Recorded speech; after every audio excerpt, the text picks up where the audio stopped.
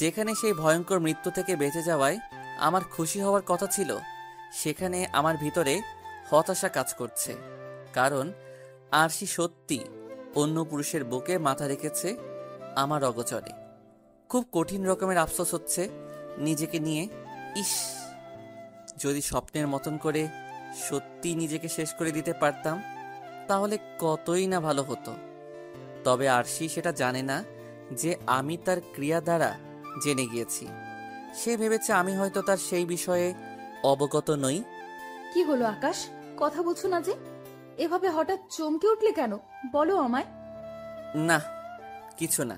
তাহলে শুয়ে পড়ো। আর হ্যাঁ, আমার ঘুমের একটু খেয়াল রেখো, যাতে করে তোমার বেহুদা কাজে আমার ঘুমের ব্যাঘাত না ঘটে। এবার আর চুপ করে থাকতে পারলাম না। আরশি, আমার এসব তোমার বেহুদা মনে হয়? হ্যাঁ, অবশ্যই বেহুদা মনে হয়। কারণ যেখানে তুমি তোমার সমস্যার কথা নিজের স্ত্রীকে খুলে বলতে পারছো না, তাহলে সেসব কিছু বেহুদা নয় কি? স্ত্রী? তুমি কি এখন আমার স্ত্রী আছো? আকাশের কথা শুনে আরশি ঘাবড়ে যায়। আই মানে কি? কি কি বলতে চাইছো? না, কিছু না। ঘুমিয়ে পড়ো তুমি, আমি তোমার ঘুমের দিকে খেয়াল রাখবো। হুম। আরশি ঘুমিয়ে পড়ল, আর আমি অপর পাশ ফিরে বালিশে মুখ গুজে কান্নায় ভেঙে পড়লাম। কারণ যেই আরশিকে আমি ভালোবেসে বিয়ে করেছিলাম, সে আজ আমার অগোচরে অন্যের বুকে মাথা রাখে। যে আরশি দিন রাত আমার কেয়ার করত, যে আরশির কাছে আমার সমস্ত কিছুর গুরুত্ব ছিল, সে আরশি আজ বলছে আমার ফিলিং আর ভিতরের চাপা কষ্ট তার কাছে বেহুদা মনে হয়।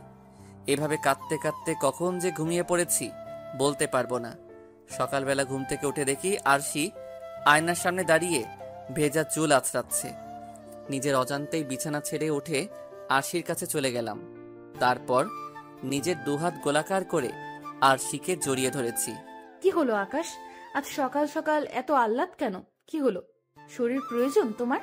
এতদিনের জমানো অধিকার ফলাতে এসেছো আমার উপর? আরশি, এ কথা তুমি আমায় বলতে পারলে? হ্যাঁ, পারলাম। কারণ তোমার আচরণ আর স্পর্শ এখন অনেক ভয়ানক লাগে আমার কাছে। তোমার স্পর্শে এখন অন্য কিছু অনুভব করি আমি। কি বলতে চাইছো তুমি? কিছুই বলতে চাইছি না, তবে আমি চাই না তুমি আমায় আর স্পর্শ করো, কারণ তোমার স্পর্শ এখন অনেক জঘন্য লাগে আমার কাছে। আরশি, তোমার পরিবর্তনটা একটু বেশি হয়ে গিয়েছে মনে হচ্ছে না? হ্যাঁ, আমি পরিবর্তন হয়ে গেছি, কারণ আপনার মতন মানুষের জীবনে থাকতে আমার আর একদমই ইচ্ছে করছে না। আরশি, কি কারণে তোমার এমন পরিবর্তন? সে তো বলতে পারবো না, তবে এইটুকুই বলবো যে অনেকটা পরিবর্তন হয়ে গিয়েছি আমি। আর আপনার অস্তিত্ব দিন দিন আমার ভেতর থেকে মুছে যাচ্ছে। সো আমায় ছেড়ে দূরে গিয়ে দাঁড়ান। কখন আবার আমার সাথে উল্টাপাল্টা করে বসবেন খেয়ে জানে। বাহ আরশি, বাহ! তুমি থেকে সম্মান দিয়ে আপনিতে নিয়ে চলে গেছো, আবার মানুষ থেকে কাপুরুষের খাতায় তো নাম লিখে দিচ্ছ আমার। আরশি, তোমার কাছে এতটা জঘন্য কি করে হলাম আমি? আজ বিয়ে হয়েছে 1 বছর, আমি তো আমাদের ওয়াদা ঠিকঠাক মতনই পালন করছি। বিয়ের আগে তোমার সাথে মিলে প্ল্যান করেছিলাম যে আমরা বিয়ের 3 থেকে 4 বছর পর বাচ্চা নিব। এর আগে আমরা দুজন দুজনের মতন করে ভালোভাবে সময় কাটাবো। কই, এতদিনে একবারও সে দৃষ্টিতে স্পর্শ করেছি তোমায়? না, তা করেননি, কিন্তু আমি কোনো রিস্ক নিতে চাই না। আর আসল কথা বললাম এই তো, যে আপনার স্পর্শ আমার কাছে এখন সহ্য হয় না। ঠিক আছে, আমি তোমায় আর স্পর্শ করব না। খুশি হলাম শুনে। এবার গিয়ে ফ্রেশ হয়ে নিন, আমি টেবিলে নাস্তা দিচ্ছি। সোজা চলে গেলাম ফ্রেশ হতে। ফ্রেশ হয়ে এসে নাস্তা টেবিলে বসতেই দেখি প্রতিদিনের ন্যায় সেই জেলি আর পাউরুটি। আরশি, এসব কি? এসব কি মানে? সকালের নাস্তা। আমি কি রোজ রোজ এসব খেয়ে অফিসে যাব নাকি? হাতের নাস্তা কোথায় তোমার? জি, এসব খেয়েই অফিসে যাবেন, আর হাতের নাস্তার দিন ভুলে যান। সেসব আর আমি বানাতে পারবো না। কিন্তু কেন? কারণ আপনার জন্য নাস্তা বানাতে আর ইচ্ছে করে না আমার। কত করবো আর আপনার জন্য? কি দিয়েছেন আপনি আমায় সেসবের বিনিময়ে? আরশি স্বামীকে নাস্তা বানিয়ে খাওয়াবে, তার জন্যও কি বিনিময় লাগবে? হ্যাঁ, অবশ্যই লাগবে। কারণ আপনি আমায় বিয়ে করেছেন ঠিক, কিন্তু মনে রাখবেন আমি আপনার কেনা গোলাম না। সকালবেলায় লাট সাহেবের মতো ঘুমাবেন আর আমি উঠে নাস্তা বানাবো, সেসব আর হবে না। সো জেলি আর পাউরুটি গিলে খেয়েই অফিস করতে যান। আরশির ব্যবহার শুনে পুরোপুরি পাগল হয়ে গেলাম। কি বলবো, বলার ভাষা নেই। কি করে সম্ভব তার এতটা পরিবর্তন? না, আর ভাবতে পারছি না। কোনো মতে পাউরুটি আর জেলি গিলে অফিসের দেওয়া ভাঙাচোরা গাড়িটা নিয়ে রওনা হয়ে গেলাম। চলেন যেতে যেতে পরিচয়টা দিয়ে দেই। আমি আকাশ মাহমুদ, আরশি আমার বিয়ে করা বউ। সম্পর্ক করেই বিয়ে করেছি আমরা। আরশির পরিবারের সকলেই আছেন, কিন্তু আমার খালি বৃদ্ধ মা আর একটা ছোট বোন আছেন। আমরা চাকরির সুবাদে শহরে বাসা নিয়ে থাকি। আমরা বলতে আমি আর আরশি, বাকি মা আর ছোট বোন গ্রামে থাকেন। আমি শহরের একটা অফিসে ম্যানেজারে চাকরি করি। বাকি সমস্ত কিছু গল্পের সাথে থাকলেই জানতে পারবেন। বেশ অবাক হচ্ছি আরশির আচরণে, কি কারণে তার এতটা পরিবর্তন। এসব নিয়ে ভাবতে ভাবতে অফিসে চলে গেলাম। নিজের টেবিলে বসে বসে কাজ করছি। তখনই অফিসের দায়িত্বরত অফিসার এসে বলেন, আকাশ সাহেব, আমি বাইরে যাচ্ছি, আপনি অফিস সামলান। স্যার, একটু পর তো একটা জরুরি মিটিং আছে। এমডি স্যার মেইল করে বলেছে মিটিংয়ে থাকতে আপনাকে। তিনি যদি শুনে যে আপনি মিটিংয়ে ছিলেন না, তখন তিনি রেগে যাবেন। হুট করে লোকটা আকাশের উপর গরম হয়ে যায়। এই বেটা, তুই আমার মুখের উপরে কথা বলিস কি করে? এই অফিসের এমডি বর্তমানে আমি, আমার উপরে কেউ নেই এখন অফিসে। আর আসল এমডি তো দেশের বাইরে, সো কেউ আমায় কিছু বলার মতো সাহস রাখে না এই অফিসে। সো অফিস যাক জাহান্নাম, আমি গাড়ি নিয়ে বের হলাম, আর তুই এদিকটা সামলা। তারপর লোকটা অফিস থেকে বেরিয়ে গেল। লোকটার আচরণ আমার কাছে জঘন্য লাগে একদম। আসল এমডি দেশের বাইরে থাকে বলে নিজেকেই এই প্রতিষ্ঠানের মালিক দাবি করে সে। যার সাথে যেমন ইচ্ছা তেমন ব্যবহার করে। এত অহংকার থাকবে না বেটা, বুঝলি? এসব নিয়ে ভাবছিলাম, তখনই বাসার দারোয়ান আমায় ফোন দিয়ে বলে, স্যার, ম্যাম বেরিয়েছে ঘর থেকে রেডি হয়ে। দারোয়ানের কথা শুনে সোজা বেরিয়ে গেলাম। বাসার দারোয়ানকে আরশির পিছু নিতে বলেছি। আমি তাড়াতাড়ি গাড়ি টেনে দারোয়ানের কাছে চলে গেলাম। স্যার, ম্যাম আর একটা লোক এই বাড়িতে প্রবেশ করেছে, আর লোকটা এই গাড়ি করে এসেছে। দারোয়ানের কথা মতন গাড়ির দিকে নজর পড়তেই মাথা ঘুরতে লাগলো, কারণ এটা তো আমার অফিসের গাড়ি, যেই গাড়িতে কিনা অফিসের দায়িত্বরত অফিসারটা চলাফেরা করে। মাথায় পুরোপুরি আগুন ধরে যাচ্ছে আমার। তার মানে কি আরশি আর আমার অফিসের সেই লোক? না, আর ভাবতে পারছি না আমি। আমি তো আগে ভাবতাম অন্য কেউ, কিন্তু এই লোকই যে আমার আরশির সাথে। দারোয়ান চাচা, আপনি চলে যান। ঠিক আছে। দারোয়ান চাচা চলে গেল, আর এদিকে আমার পা গির গির করে কাঁপছে। তাও গুটি গুটি পায়ে বাড়ির সামনের দিকে এগিয়ে গেলাম। বাড়ির দরজার সামনে যেতেই দেখি হাসাহাসির আওয়াজ আসছে। হঠাৎই চোখ গেল দরজার দিকে, যে তারা দরজা আটকায়নি। আমি কোনো কথা না বলেই দরজা খুলে সোজা ঘরে ঢুকে গেলাম। তখনই নজর গেল ঘরের ভিতরে থাকা বিছানার দিকে, যার উপরে দুজন মানুষ পুরোপুরি বস্ত্র খুলে মিলন করছে। আমি সাথে সাথে চোখ হাত দিয়ে নজর ঘুরিয়ে ফেললাম।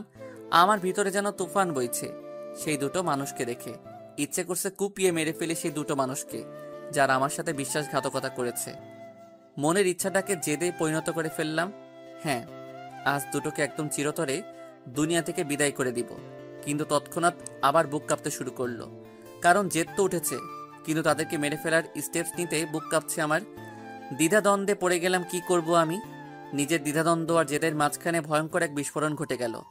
দ্বিধাদ্বন্দ্ব আর জেদ, এই দুটো থেকে কাকে বেছে নিব সেই ডিসিশন নিতে না পেরে আমার সামনে বরাবর একটা কাচের টি টেবিল রাখা ছিল, সেটার মধ্যে সজোরে হাত দিয়ে পাঞ্চ করে বসলাম। সাথে সাথে টি টেবিলের কাঁচ ভেঙে আমার হাতে ঢুকে গেল। সেই দুটো মানুষ আমার উপস্থিতি টের পেয়ে বিছানা ছেড়ে উঠে গিয়ে নিজেদের বস্ত্রহীন শরীরটাকে কাপড় দিয়ে ঢাকতে ব্যস্ত হয়ে পড়ল। আর শরীর ঢাকতে ঢাকতে বলতে লাগলো, এই যে আকাশ সাহেব, আপনি এখানে কি করছেন? আমি এখানে কি করছি মানে? আপনি আমার স্ত্রীর সাথে অবৈধ মেলামেশা করছেন, আর আমাকেই বলছেন আমি এখানে কি করছি? আকাশ সাহেব, মাথার রক্ত গরম করবেন না বলে দিলাম। আপনার বউয়ের সাথে অবৈধ মেলামেশা করেছে মানে? কোন দিক থেকে আপনার বউ হয় সে? আরশি আমার বিয়ে করা বউ। আকাশের মুখে আরশির কথা শুনে লোকটা গলার সাউন্ড কমিয়ে ফেলে আর নরম সুরে বলতে থাকে, আকাশ সাহেব, আপনি ভালো করে লক্ষ্য করে দেখুন, এটা আপনার আরশি কিনা। আর আমি আপনার বউয়ের সাথে অবৈধ মেলামেশা কেন করতে যাবো খামোখা, নিজের বউ রেখে? আর এই মেয়ে কোন দিক থেকে আপনার বউ? সে তো আমার বিবাহিত স্ত্রী মিলি। এই মিলি, তুমি একটু আকাশ সাহেবকে নিজের চেহারাটা ভালো করে দেখাও তো। লোকটার কথা মতন সেই মেয়েটা নিজের শরীর ঢেকে নিয়ে আকাশকে ভালো করে নিজের চেহারা দেখায়। মেয়েটার চেহারা দেখে আকাশ থতমত খেয়ে যায়। কি করে সম্ভব এটা? এই মেয়ে তো সত্যি আমার বউ নয়, এই মেয়ে তো অন্য কেউ। আর সেই লোকটা তো দাবি করছে এই মেয়েটা তার বিবাহিত স্ত্রী। তার মানে কি ওনার কথাগুলোই সত্যি? তাহলে দারোয়ান আমায় ভুল তথ্য কেন দিল? স্যার, দুঃখিত। আমার আচরণের জন্য নিজের কাজেই লজ্জা লাগছে। কারণ কারোর বাসায় এভাবে অনুমতি না নিয়ে হুটহাট ঢুকে গেলাম, তারপর আবার যেমন তেমন অবস্থায় পড়ে গেলাম। আকাশ সাহেব, আপনি আমার ঘর থেকে বের হন। আপনার সাথে আমার বোঝাপড়া আছে। আপনার কত বড় সাহস যে আপনি আমার পিছু করতে করতে আমার বাসা অবধি চলে আসেন, আবার অনুমতি না নিয়ে বাসায় প্রবেশ করে বসেন। আপনার চাকরি তো আমি পুরোপুরি খেয়ে দিব। আপনার এই বেয়াদবিমূলক আচরণ চরম শাস্তি পাবেন আপনি। স্যার, আমার আচরণের জন্য সরি। আমি আপনার কাছে ক্ষমা চাওয়া ছাড়া আমার কাছে আর কোনো উপায় নেই, তাই মন থেকে ক্ষমা চাচ্ছি। এবার আপনি ক্ষমা করবেন কি না করবেন সেটা আপনি জানেন। আর আপনার যদি ইচ্ছে হয় আমার চাকরি খেয়ে দিবেন, তাহলে সমস্যা নেই আমার। কারণ দোষ যেহেতু করেছি, তাহলে সাজা তো পেতেই হবে। চললাম স্যার। তারপর মানুষটার বাসা থেকে বের হয়ে আসলাম, কিন্তু আমার মাথায় খেলছে না যে দারোয়ান আমায় মিথ্যে কেন বলল। পকেট থেকে ফোনটা বের করে সাথে সাথে দারোয়ানকে ফোন দিলাম। চাচা, আপনি আমায় ভুল তথ্য কেন দিলেন? আমি কেন মিথ্যা তথ্য দিতে যাব বাজান আপনাকে? তাহলে এই বাসায় এসে তো আমি আমার বউকে খুঁজে পাইনি। বাজান, বিশ্বাস করেন, আপনার বউ সেই বাসায় এই ঢুকেছে। আমি নিজের চোখে দেখেছি ম্যামকে সেই বাসার ভিতরে প্রবেশ করতে লোকটার সাথে। তাহলে আমি সেখানে গিয়ে আরশিকে পেলাম না কেন? বাজান, সে তো আমি জানি না। আমি যা দেখেছি আর আপনি আমাকে যেমনটা আদেশ করেছেন আমি সেই অনুযায়ী করেছি। এর মাঝে কোনো মিথ্যা সিদ্ধা নেই। ম্যাম সেই বাসাতেই প্রবেশ করেছে। দারোয়ান চাচার কথা শুনে সমস্ত কিছু যেন মাথার উপর দিয়ে যাচ্ছে আমার। আরশি যদি এই বাড়িতেই ঢুকে থাকে, তাহলে সে গেল কই? মাথায় তো কিছু কাজ করছে না। আচ্ছা, সেসব আমি দেখছি। আপনি খালি আমায় এটা বলেন যে আপনি এখন কোথায়? পাশের দোকানে একটু চা খাইতে আসছিলাম বাজান। আচ্ছা, চা খেয়ে একটু খেয়াল রাখবেন গেটে যে সে প্রবেশ করে কিনা। ঠিক আছে। চাচার সাথে কথা বলেই ফোন রেখে দিলাম। ফোন রাখতেই নজর গেল এই এলাকার মোড়ে একটা সিসিটিভি ক্যামেরা আছে। সাথে সাথে সেটার মেইন রুমে চলে গিয়ে সেখানে থাকা কর্মচারীকে বলে সিসিটিভির ফুটেজ চেক করতে লাগলাম। ফুটেজ চেক করতে করতে একসময় দেখতে পেলাম আরশি হেঁটে হেঁটে এই এলাকার ভিতরে প্রবেশ করেছে। সিসিটিভিতে স্পষ্ট তাকে দেখা যাচ্ছে, কিন্তু তার সাথে কোনো পুরুষ মানুষ নেই। সে একাই এসেছে এই এলাকায়। কিন্তু দারোয়ান চাচা যে বলল তার সাথে কেউ একজন ছিল। কি হচ্ছেটা কি আমার সাথে? কোনো কিছুরই তো মিল খুঁজে পাচ্ছি না। আবার দারোয়ান চাচাকে ফোন দিলাম। হ্যাঁ সাহেব। চাচা, আপনি তাড়াতাড়ি গেইটে এসে বসেন, আমি বাসায় আসছি। এর মাঝে যদি সে আসে তাহলে আমায় ফোন করে বলবেন। ঠিক আছে সাহেব। অফিসের গাড়ি নিয়ে বাসার উদ্দেশ্যে রওনা হয়ে গেলাম। মাথা পুরো গোলক দাদার মতন ঘুরপাক খাচ্ছে, কারণ দারোয়ান চাচার কথার কিছুটা মিল পাচ্ছি, আবার কিছুটা পাচ্ছি না।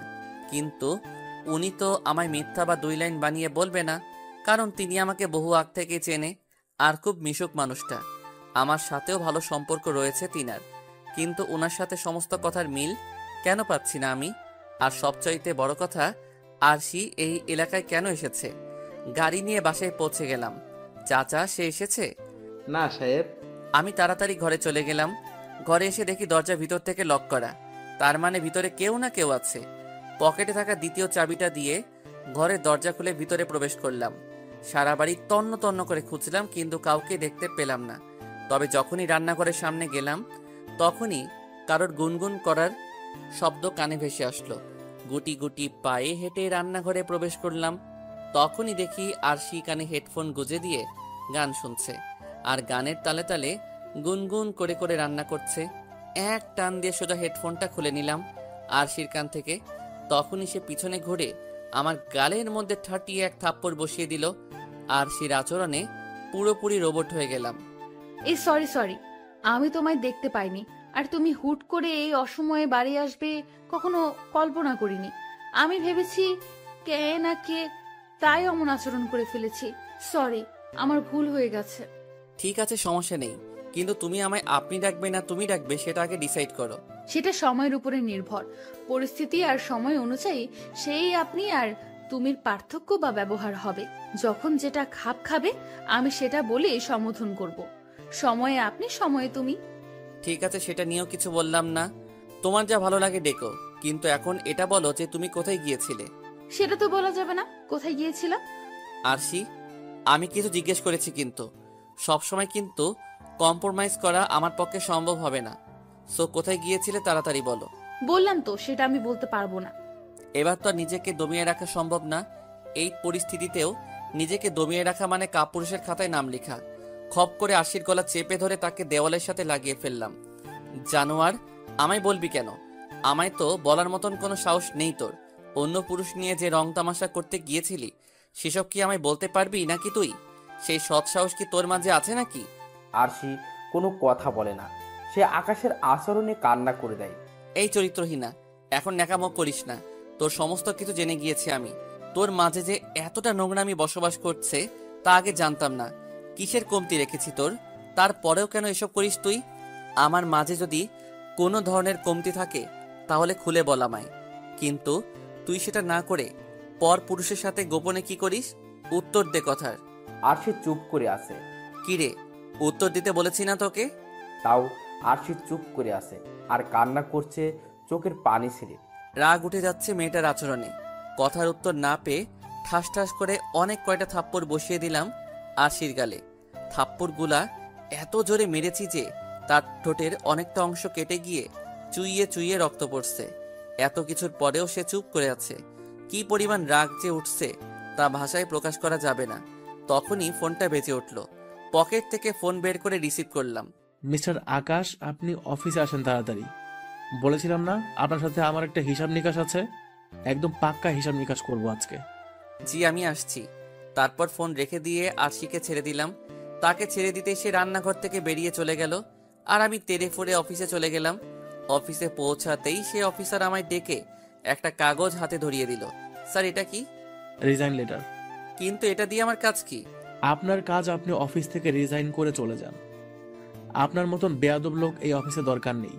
আমি এমডি স্যারের সাথে আপনার বিষয়ে কথা বলে নেব।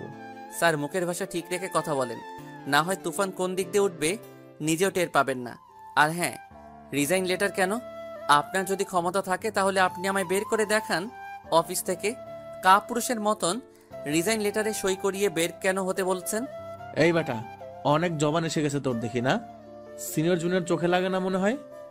স্যার, অতিরিক্ত পাকনামি করিয়েন না। সিনিয়রগিরি একদম বের করে দিব।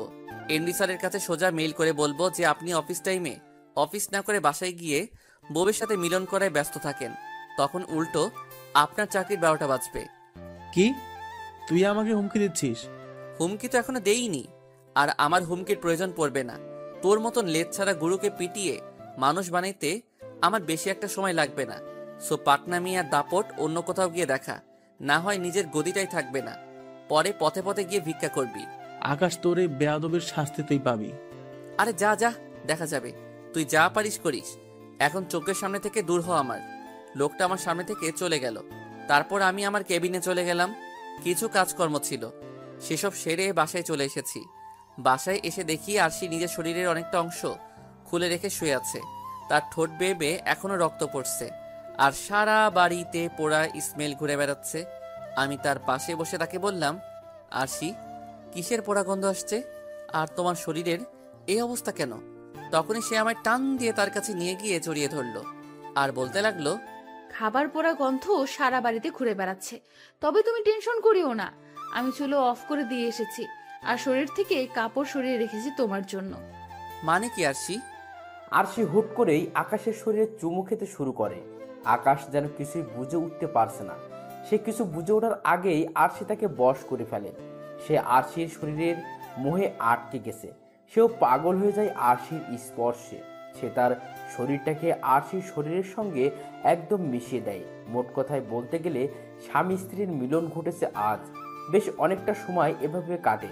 তারপর আকাশ আরশিকে ছেড়ে দিয়ে গিয়ে ফ্রেশ হতে চলে যায়, কিন্তু আরশি একদম চুপ হয়ে যায়। পুরোটা রাত কাটে নিস্তব্ধতায়। আরশি একটা ওয়ার্ডও কথা বলে না আকাশের সাথে। রাতের বেলায় দুজনে শুয়ে পড়েছে। আকাশের মনটা আজ কেন জানি অনেক ফুরফুরা। খুশির জোয়ার বইছে তার ভিতরে। হয়তো সে আরশিকে এতটা কাছে পেয়েছে, তাই তার ভিতরে খুশির জোয়ার বইছে। তাছাড়া সে আরশির কুমারিত্বর মাঝে কোনো দাগ বা কলঙ্ক পায়নি, তাই সে আজ ভীষণ খুশি। কিন্তু সেও নিজেও জানে না, বা তার কল্পনাতেও নেই যে তার সাথে আজ রাতে কি ঘটতে চলেছে। রাত বাজে 3টা। এত পরিমাণ খুশির জোয়ার বইছিল ভিতরে যে সেসব নিয়ে কল্পনা জল্পনা করতে করতে গভীর নিদ্রায় চলে গিয়েছি। কিন্তু হঠাৎই ঘুমের মাঝে কিছু উপলব্ধি করতে পারলাম যে কেউ আমার পা ধরে কিছু একটা করছে, হয়তোবা দড়ি জাতীয় কিছু একটা দিয়ে আমার পা বাঁধছে কেউ একজন। কিন্তু আমি শিওর নই যে কি ঘটছে আমার সাথে, কারণ আমার চোখে এখনো ঘুমের রেশ। মানুষ আদো ঘুমে স্বপ্ন দেখে, আবার আদো ঘুমেই মানুষ তার সাথে ঘটে যাওয়া কিছুটা বাস্তব উপলব্ধি করতে পারে। তাই আমি ঘুমের মাঝে দোটানায় ভুগছি যে এটা কি স্বপ্ন না বাস্তব। চোখ খোলার আপ্রাণ চেষ্টা করছি, কিন্তু আমার চোখ জোড়া খুলছে না।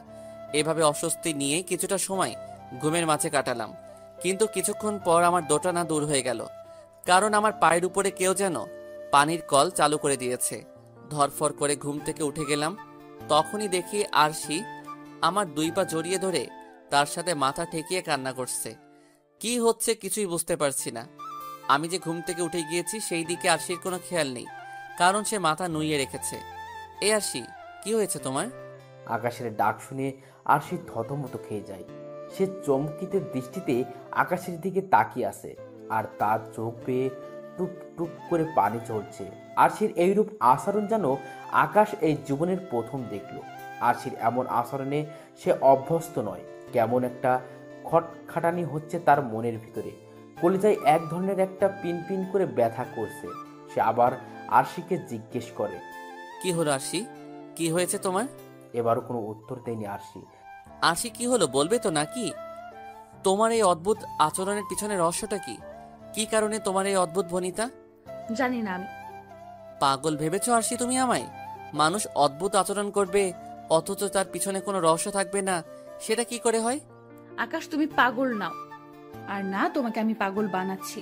সত্যি এসবের কোনো উত্তর নেই আমার কাছে। তবে হ্যাঁ, আমার ইচ্ছে করছে তোমার বুকে যেতে। আমার ইচ্ছে করছে তোমার সাথে খুব করে ঘনিষ্ঠতা করতে। আমার ইচ্ছে করছে তোমার সেই হৃদয়ে কাঁপানো স্পর্শ পেতে। বুকে টেনে নাও না আমায় আকাশ, আজ তোমার জন্য উন্মুক্ত। যা খুশি করো তুমি আমার সাথে।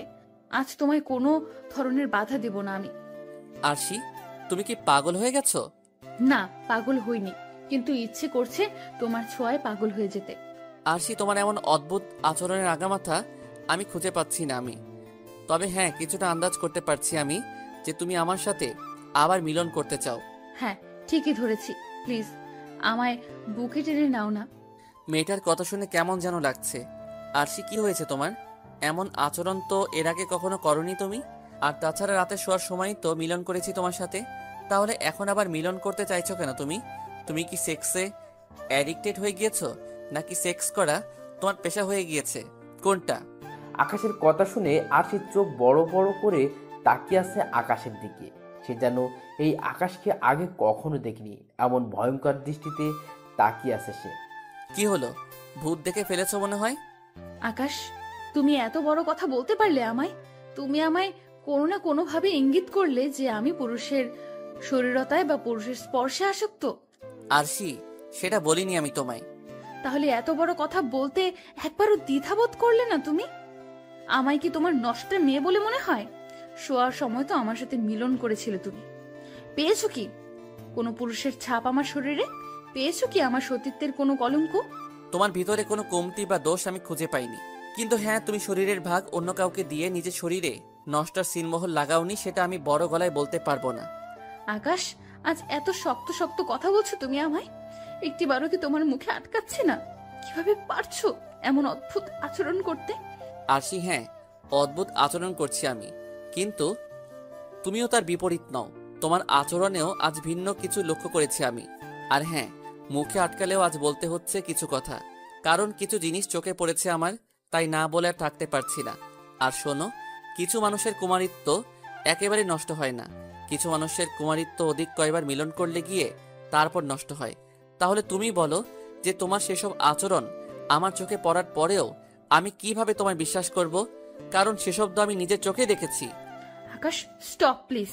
আর বলিও না ওসব কথা। আমার কানের পর্দা ফেটে যাচ্ছে তোমার এসব কথা শুনে। তবে শেষ একটা কথা মাথায় রেখো, আজ তোমার সাথে ঘনিষ্ঠতা করতে চেয়েছি অন্য একটা কারণে। আর মানুষের চোখের দেখাতেও কোনো ভুল হয়, তোমারও হয়তো তাই হয়েছে। হ্যাঁ, হতে পারে, কিন্তু একাধিকবার মানুষ চোখে ভুল দেখে না, তাই তোমার ভুল দেখার বিষয়টা বিশ্বাস করতে পারছি না। আকাশ, সময় যেন অনুশোচনা না হয়, সেই থেকে কিন্তু ভালোভাবে খেয়াল রেখো।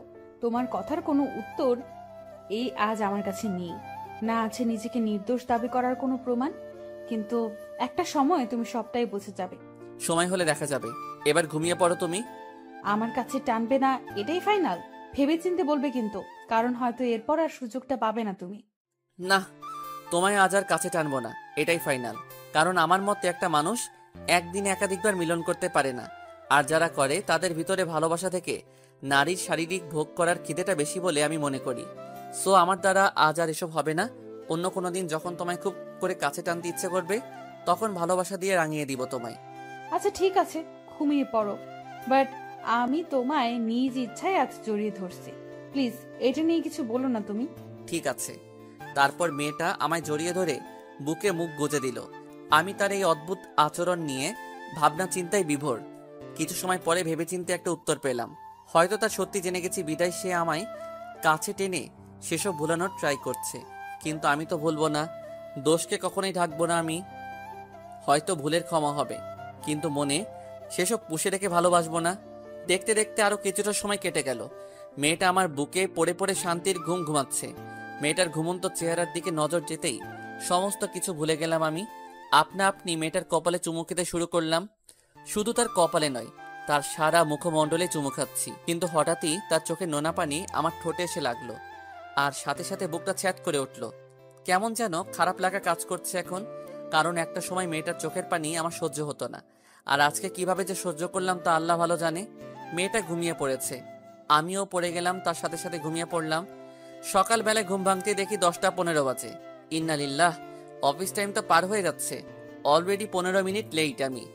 এদিকে আরশি এখনো আমায় জড়িয়ে ধরে ঘুমিয়ে আছে। এ আরশি, উঠে পড়ো, আমার অফিস টাইম চলে যাচ্ছে। মেয়েটাকে ডেকে দিয়ে তাকে নিজে থেকে ছাড়িয়ে নিয়ে তড়ি ঘড়ি করে উঠে পড়লাম। উঠে ওয়াশরুমে এসে ফ্রেশ হয়ে নিয়েছি। ওয়াশরুম থেকে বের হয়ে রেডি হয়ে নিলাম। তারপর রুমে এসে দেখি আরশি বিছানায় বসে বসে ঝিমোচ্ছে। আজ আমার আর সকালে নাস্তা খাওয়া হবে না। আরশির কপালে ঠোঁট জোড়া লাগিয়ে দিয়ে গাঢ় করে একটা চুমু খেলাম। আরশি, তুমি থাকো, আমি অফিসে চলে যাচ্ছি। তুমি ঘুম থেকে উঠে কিছু একটা বানিয়ে খেয়ে নিও। কেন, তুমি খাবে না? না, আমার অফিস টাইম পেরিয়ে যাচ্ছে। আচ্ছা, অফিসে কিছু একটা খেয়ে নিও। ঠিক আছে। আরশিকে রেখে গাড়ি নিয়ে অফিসে চলে গেলাম। অফিসে এসে হালকা পাতলা কিছু খেয়ে নিয়েছি, তারপর নিজের মতন কাজ করছি। হঠাৎই আমার পুরনো কলিগ রিহা আমার সাথে দেখা করতে আসে। তার সাথে আমি অন্য একটা অফিসে চাকরি করতাম, আর তাছাড়া সে সম্পর্কে আরশির চাচাতো বোন লাগে। তার মাধ্যমেই আরশির সাথে আমার রিলেশন হয়েছে। কি রে, হঠাৎ তুই এখানে? কি করব বল, তোদের তো সময় নেই আমাদের খবর নেওয়ার, তাই নিজেই চলে এলাম। তোর অফিস নেই আজকে? ছুটি নিয়েছি আজকে। ও, যাক, ভালোই হয়েছে এসেছিস। দুজনে মিলে একটু আড্ডা টাড্ডা দেওয়া যাবে। কিন্তু অফিসে আড্ডা দিবি নাকি? চল বাইরে কোথাও ঘুরে আসি, না হয় আমার বাড়ি চল, কারণ মাও তোকে দেখতে চেয়েছে। কি বলিস? অফিস টাইমে কি করে বেরোবো? আরে একদিন একটু বেরোলে কি হবে? আর তাছাড়া তুই তো ম্যানেজার অফিসের, তোকে কে কি বলবে? তাও কেমন না হুটহাট অফিস থেকে বের হওয়া। আরে চল, কিচ্ছু হবে না, একদিনেরই তো ব্যাপার। চল, তোকে বাসায় নিয়ে গিয়ে স্পেশাল কফি বানিয়ে খাওয়াবো। ঠিক আছে, চল। রিহার সাথে তার বাসায় চলে গেলাম, কিন্তু তার বাড়ি গিয়ে দেখি পুরো বাড়ি নির্জন। কি রে, আন্টি কোথায়? হয়তো কোথাও বেরিয়েছে, এসে পড়বে হয়তো। চল আমার রুমে চল। রিহার সাথে তার রুমে গেলাম। তার সাথে রুমে যেতেই সে পিছন থেকে রুমের দরজা আটকিয়ে দিয়ে আমায় ধাক্কা দিয়ে খাটে ফেলে দিল। তারপর আমার উপরে উঠে বসলো। রিহা, কি করছিস কি এসব? কি করছে বুঝিস না? রিহা, প্লিজ ছাড় তুই আমাকে। তোকে তো ছেড়ে দেওয়ার জন্য এখানে আনিনি। তারপর রিয়া হুট করেই তার বুক থেকে ওড়না ফেলে দিয়ে আকাশের বুকে তার ঠোঁট জোড়া চেপে ধরে চুমু খেতে শুরু করে। আকাশ তো পুরো অবাক হয়ে যায় রিয়ার এমন কাণ্ড দেখে। সে রিয়াকে বারবার বারণ করতে থাকে, কিন্তু রিয়া শুনে না। তাই আকাশ তাকে ধাক্কা দিয়ে তার উপর থেকে রিয়াকে এক পাশে ফেলে দেয়, কারণ সে নিজের শরীরের ভাগ আশীর্বাদে অন্য কাউকে দিতে রাজি নয়। আকাশ খুব জটিল একটা মানুষ। যেখানে মানুষ নিরালয়ে মজা খুঁজে, সেখানে আকাশ রিয়াকে ধাক্কা দিয়ে খাটের এক পাশে ফেলে দিয়েছে। রিয়ার এমন আচরণে আকাশের মাথা পুরোপুরি গরম হয়ে যায়। রিহা, একদম থাপড়ে গালের দাঁত সব কয়টা ফেলে দিব তোর। তুই ভালো করে জানিস যে আমি কেমন, তারপরেও তোকে এসব করার সাহস কে দিয়েছে? আকাশ, আমার তোকে চাই, তোর শরীরের সাথে নিজের শরীরের মিলন ঘটাতে চাই আমি আরো চাই তোর শরীরের যৌনতা প্লাস আমার শরীরের যৌনতার সাথে মিলে কিছু একটা হোক। আমি চাই তুই আমার শরীরের মজা পুরোপুরি লুটে নেয়। রিয়ার কথা শুনে আকাশের শরীরের রক্ত খলখল করছে। সে সোজা গিয়ে রেহার চুলের মুঠি ধরে ঠাস ঠাস করে কয়েকটা থাপ্পড় বসিয়ে দেয় রেহার গালে। আজকের পর যেন এরকম আচরণ আর কখনো না দেখি। অবশ্য আজকের পর আর তোর সাথে সম্পর্ক রাখবো না আমি। চিরতরে শেষ তোর সাথে আমার বন্ধুত্ব। আকাশের কথা শুনে রিয়া অট্ট হাসি হাসছে। আকাশের যেন এসব একদম সহ্য হচ্ছে না। সে তাড়াতাড়ি রিয়ার বাড়ি থেকে চলে আসে। রিয়া থাপ্পড় খাওয়ার পর আকাশকে আর কোনো ধরনের জোর করে না। সেও আপোষে আকাশকে যেতে দেয়। এদিকে আকাশ গাড়ি টেনে অফিসে চলে এসেছে। তার মাথায় যেন কিছুই কাজ করছে না। সে সোজা এসে নিজের কেবিনের ভিতরে চুপচাপ বসে আছে। তখনই অফিসের পিয়ন দৌড়ে এসে আকাশকে বলে, স্যার, মোবাইলটা অন করে খবরটা একটু দেখেন। কি হয়েছে জমির সাহেব? স্যার, আমি বাইরে নাস্তা করতে গিয়ে টিভিতে একটা নিউজ দেখেছি। আপনি তাড়াতাড়ি খবরের চ্যানেল দেখেন। পিয়নের কথা শুনে বুক ধরপড় করছে। ফোনের ডাটা চালু করে খবরের চ্যানেল ভিজিট করতে লাগলাম। সমস্ত খবরের চ্যানেলগুলোর ঘন্টার নিউজ প্রচার করা শেষ। বাকি আছে মাত্র আরটিভি চ্যানেল। সেটাতে চোখ পাকিয়ে তাকিয়ে আছি। হঠাৎই দেখতে পেলাম নিউজ রিপোর্টার একটা মেয়ের সুইসাইড নিয়ে আলোচনা করছে। একটা মেয়ে নাকি ব্রিজের উপর থেকে লাফিয়ে একটু আগে নিজের প্রাণ দিয়ে দিয়েছে। টিভির পর্দায় যখন সেই মেয়েটাকে দেখালো তখন আমার হুশই উড়ে গেল। কারণ সেই মেয়েটার কেউ নয়, সেই মেয়েটা হলো আমার প্রিয়তমা আরশি। নিজেকে আর স্থির রাখতে পারলাম না, সাথে সাথে জ্ঞান হারিয়ে ফেললাম।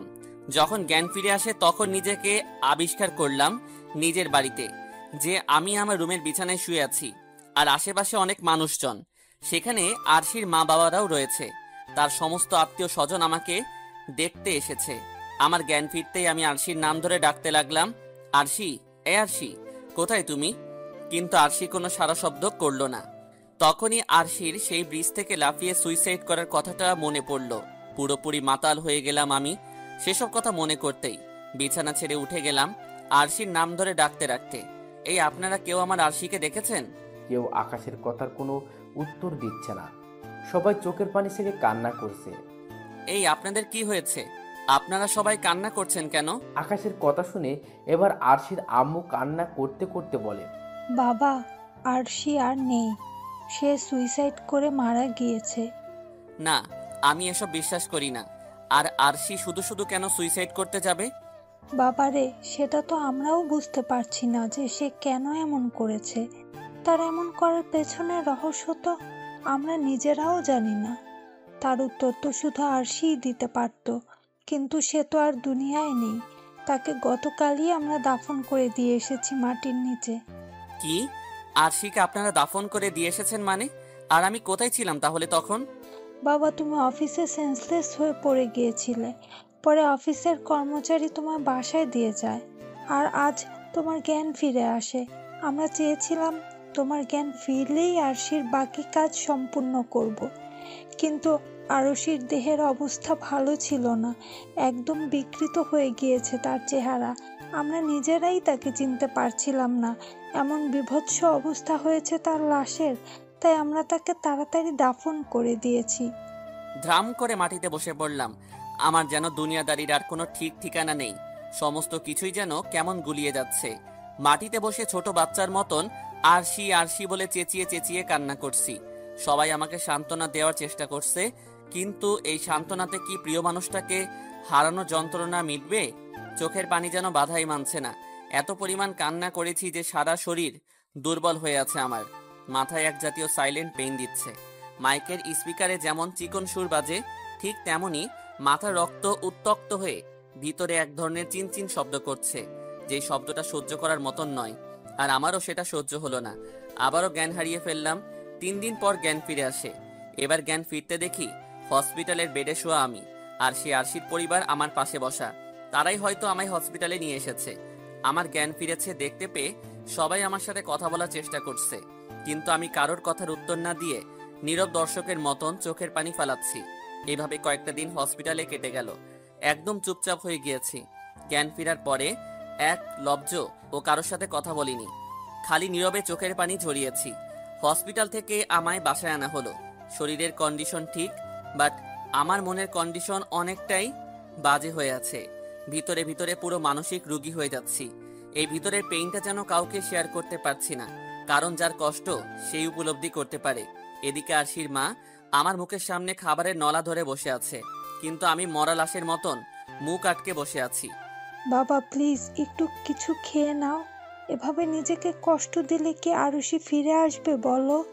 প্লিজ লক্ষ্মী বাবা না তুমি আমার, প্লিজ কয়েক মুঠো খাবার খেয়ে নাও। আরশির মায়ের রিকোয়েস্ট মুখটা ছোট্ট করে হা করলাম। উনি আমায় খাওয়াতে খাওয়াতে বলে, বাবা জানি না কি কারণে আরুষি এমন করেছে, তবে যেহেতু আল্লাহর কাছেই চলে গিয়েছে এভাবে হঠাৎ করে, তাহলে তুমিও সামনে এগিয়ে যাও। তোমাদের তো কোনো বাচ্চা নেই, তাহলে কোনো সমস্যাই হবে না আশা করি তোমার। আর আমি তোমার মা কে ফোন করে আসতে বলেছি, তিনারা তো তেমন কিছুই জানতেন না দেখি, কিন্তু আজ আমি সবটাই বলেছি। ওনারা তোমার জন্য ভালো দেখে একটা মেয়ে দেখবেন। বাবা তুমি সামনে এগিয়ে যাও, আমার মেয়ের জন্য এভাবে মাঝপথে থেমে থাকিও না, কারণ যে যাওয়ার সে তো চলে গিয়েছে, তার জন্য তুমি নিজের জীবন নষ্ট করবে কেন? তো বাবা সবকিছু ভুলে গিয়ে সামনের জীবন নিয়ে ভাবুক হও। এতটা মেজাজ খারাপ হলো আরশির মায়ের কথা শুনে যে রাগটাকে আর দমিয়ে রাখা সম্ভব হলো না। এক ধাক্কা দিয়ে ওনার হাত থেকে খাবারের প্লেটটা ফেলে দিলাম, আর ওনার চোখের দিকে ভয়ানক দৃষ্টিতে তাকিয়ে রইলাম। তিনি আমার অগ্নিশিখার মতন জলজল করা চোখ দুটোকে দেখে মাথা নামিয়ে ফেললো, তারপর মাথা নুইয়ে বলল, বাবা প্লিজ তুমি রাগিও না, আমি তো তোমার ভালোর জন্যই বলছি। এবার আর চুপসে থাকা পসিবল হলো না, মুখের জবানটাও খুলতে হলো এবার। আজকের পর যেন ওসব কথা আর না শুনি। মনে রাখবেন, আমার ভালোবাসা কোনো ঠুনকো ভালোবাসা ছিল না যে সে মারা যাবে, আর সাথে সাথে আমি আরেকটা বিয়ে করে নিব। আমি জানি না যে আমি আর সামনের জীবনে পা দিতে পারবো কিনা, তবে হ্যাঁ, এই মৃত্যুর রহস্য আমি খুঁজে বের করবই। তারপর যদি ভবিষ্যৎ জীবনে আগাবার হয় তাহলে আগাবো, না হয়তো এখানেই আমার সংসার জীবন শেষ। সো আমাকে আর সেসব বিষয় নিয়ে জ্ঞান দিতে আসবেন না। আকাশের কথা শুনে আরশির মা আকাশের দিকে অপলক দৃষ্টিতে তাকিয়ে আছে, আর আকাশ কথাগুলো বলে নিজের মতন চুপচাপ হয়ে যায়। তখনই আরশির মা নীরবতা ভেঙে বলে, বাবা তোমার মতন ছেলে লাখে একটা হয়। আমি তোমায় নিয়ে গর্বিত যে তোমার মতন একটা মানুষের কাছে আমি আমার মেয়েকে বিয়ে দিয়েছি, কিন্তু আমার মেয়েটার কপাল পোড়া, যার কারণে সে হুটহাট এভাবে সুইসাইড করার ডিসিশন নিয়েছে। না, হয়তো তোমার কাছে সে ভালোবাসায় কমতি পেত না। আমি দোয়া করি তোমার জীবনে সফলতা আসুক, আর কিছুক্ষণ পর হয়তো তোমার মা আসলে আমরা চলে যাব, কিন্তু মাথায় রেখো আমি মানুষটার জন্য তোমার দোয়া আজীবন খোলা থাকবে। আমি বেঁচে থাকতে তোমার জন্য সেই দোয়ার কোনোদিন বন্ধ করব না, কারণ আমার মেয়ে তো তোমার মূল্য দেয়নি, তার হয়ে না হয় আমি তার প্রায়শ্চিত্ত করব। আর শুধু তার জন্যই নয়, তোমার উদার মন মানসিকতার জন্য আমার দোয়ায় সব সময় খোলা রাখবো আমি। আমার মেয়ে মরে গিয়েছে তো কি হয়েছে, আমি মেয়ে হারিয়ে একটা ছেলে পেয়েছি, যা সোনার টুকরোর চাইতেও কম না। আর কোনো উত্তর দিলাম না, চুপচাপ বসে আছি বিছানায়। বিকেলে গ্রাম থেকে ছোট বোন আর মা আসলো। রাতের দিকে আরশির মা আরো বাকি যারা ছিলেন সবাই চলে গেল। এদিকে আমার মা তো পুরো অবাক, কারণ আরশি মারা গিয়েছে এতদিন হলো, অথচ উনি কিছুই জানেন না। কিরে বাবা, তুই আমার কিছু জানালি না যে? মা, সেই পরিস্থিতিতে ছিলাম না। তারপরে তো আমায় বলবি নাকি? মা, বাদ দাও ওসব কথা, আমার ওসব নিয়ে আর কথা বলতে ভালো লাগছে না। আচ্ছা যা, বাদ দিলাম, কিন্তু একটা কথা শোন, আরশির পরিবারের সবাই অনেক ভালো, আর বিশেষ করে আরশির মামনিও অনেক ভালো ছিল। সো আমার মনে হয় না যে আরশি নিজে এসব করেছে, আমার মনে হয় কেউ তাকে দিয়ে এসব করিয়েছে। সো তুই এই রহস্য উদ্ঘাটন কর। তা তো আমি করবই, কিন্তু তার আগে আমার ভিতরটা ঠিকঠাক হোক আগে। দেখতে দেখতে আরো 2 সপ্তাহ কেটে গেল। আমি অফিসে যাওয়া একদম অফ করে দিয়েছি। আমি নিজেকে ঠিকঠাক করব কি, উল্টা আরো বিগড়ে যাচ্ছে আমার অবস্থা, কারণ সব সময় খালি আরশির সাথে কাটানো সেই শেষ মুহূর্তটা চোখের সামনে ভেসে ওঠে আমার। ঘুমাতে গেলেও আরশির কথা মনে পড়ে, একাকিত্ব সময় কাটালেও আরশির কথা মনে পড়ে। দিন দিন আরো কড়াভাবে আরশি আমার মনের ভিতরে গেঁথে বসছে। কোনো মতেই তার সাথে কাটানো সেই শেষ মুহূর্তগুলো ভুলতে পারছি না, আর আমি সেসব ভুলতে চাইও না। কারণ মানুষটাকে আমি অনেক বেশি ভালোবাসি। দেখতে দেখতে 1 মাস কেটে গেল আর আমি আরো ভেঙে পড়লাম। আমার অবস্থাও বেগতিক হতে লাগলো, কিন্তু আমার মা হাল ছাড়লো না। তিনি সেই যে এসেছেন আর যাননি। তিনি সব সময় আমাকে ভালো মন্দ বোঝানোর ট্রাই করে। তার উপরে আরশির আম্মুও অনেক বোঝায় ফোন দিয়ে যে আমি সামনের জীবনে না এগোলেও যেন জবটা ঠিকঠাক মতন করি। আজ 1 মাস 3 দিন পুরোপুরি পাগল হয়ে গিয়েছি আমি। আরশি ছাড়া কিছুই চোখে দেখি না আমি, কিন্তু আমার মায়ের চোখের পানিতে খোদা আমায় সেসব থেকে বের করে আনে। মা আমার হাত ধরে চোখের পানি ছেড়ে কান্না করে। তখন আবার তিনাকে কথা দেই যে অফিসে জয়েন করব। চুল দাড়ি সমস্ত কিছু মোটামুটি বড় হয়ে গিয়েছে।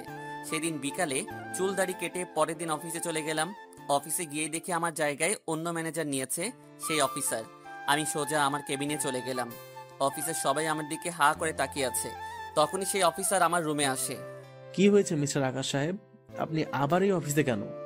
এই অফিসে কেন মানে? আমি এখানে চাকরি করি তাই এসেছি। না না, আপনার আর দরকার নেই। আজ 1 মাসের বেশি সময় পর অফিসে এসেছেন আপনি। কি বাপের দিনের সম্পত্তি পেয়েছেন নাকি? এই অফিসে আপনার জায়গায় অন্য একজনকে নিয়ে নিয়েছে আমরা। সো আপনি অন্য কোথাও জব খুঁজুন গিয়ে। স্যার, অতিরিক্ত হয়ে যাচ্ছে না? আমায় বের করার অধিকার কে দিয়েছে আপনাকে? এমডি স্যার বলেছি কি আমার বের করতে? না, তিনি বলেননি, কিন্তু আমি বের করে দিয়েছি। এমনিতেই মাথা আউলে আছে আরশির মৃত্যুর পর থেকে। তার উপরে এই লোকের বাড়াবাড়ি। সোজা গিয়ে ব্যাটার কলার চেপে ধরলাম। কি সমস্যা তোর?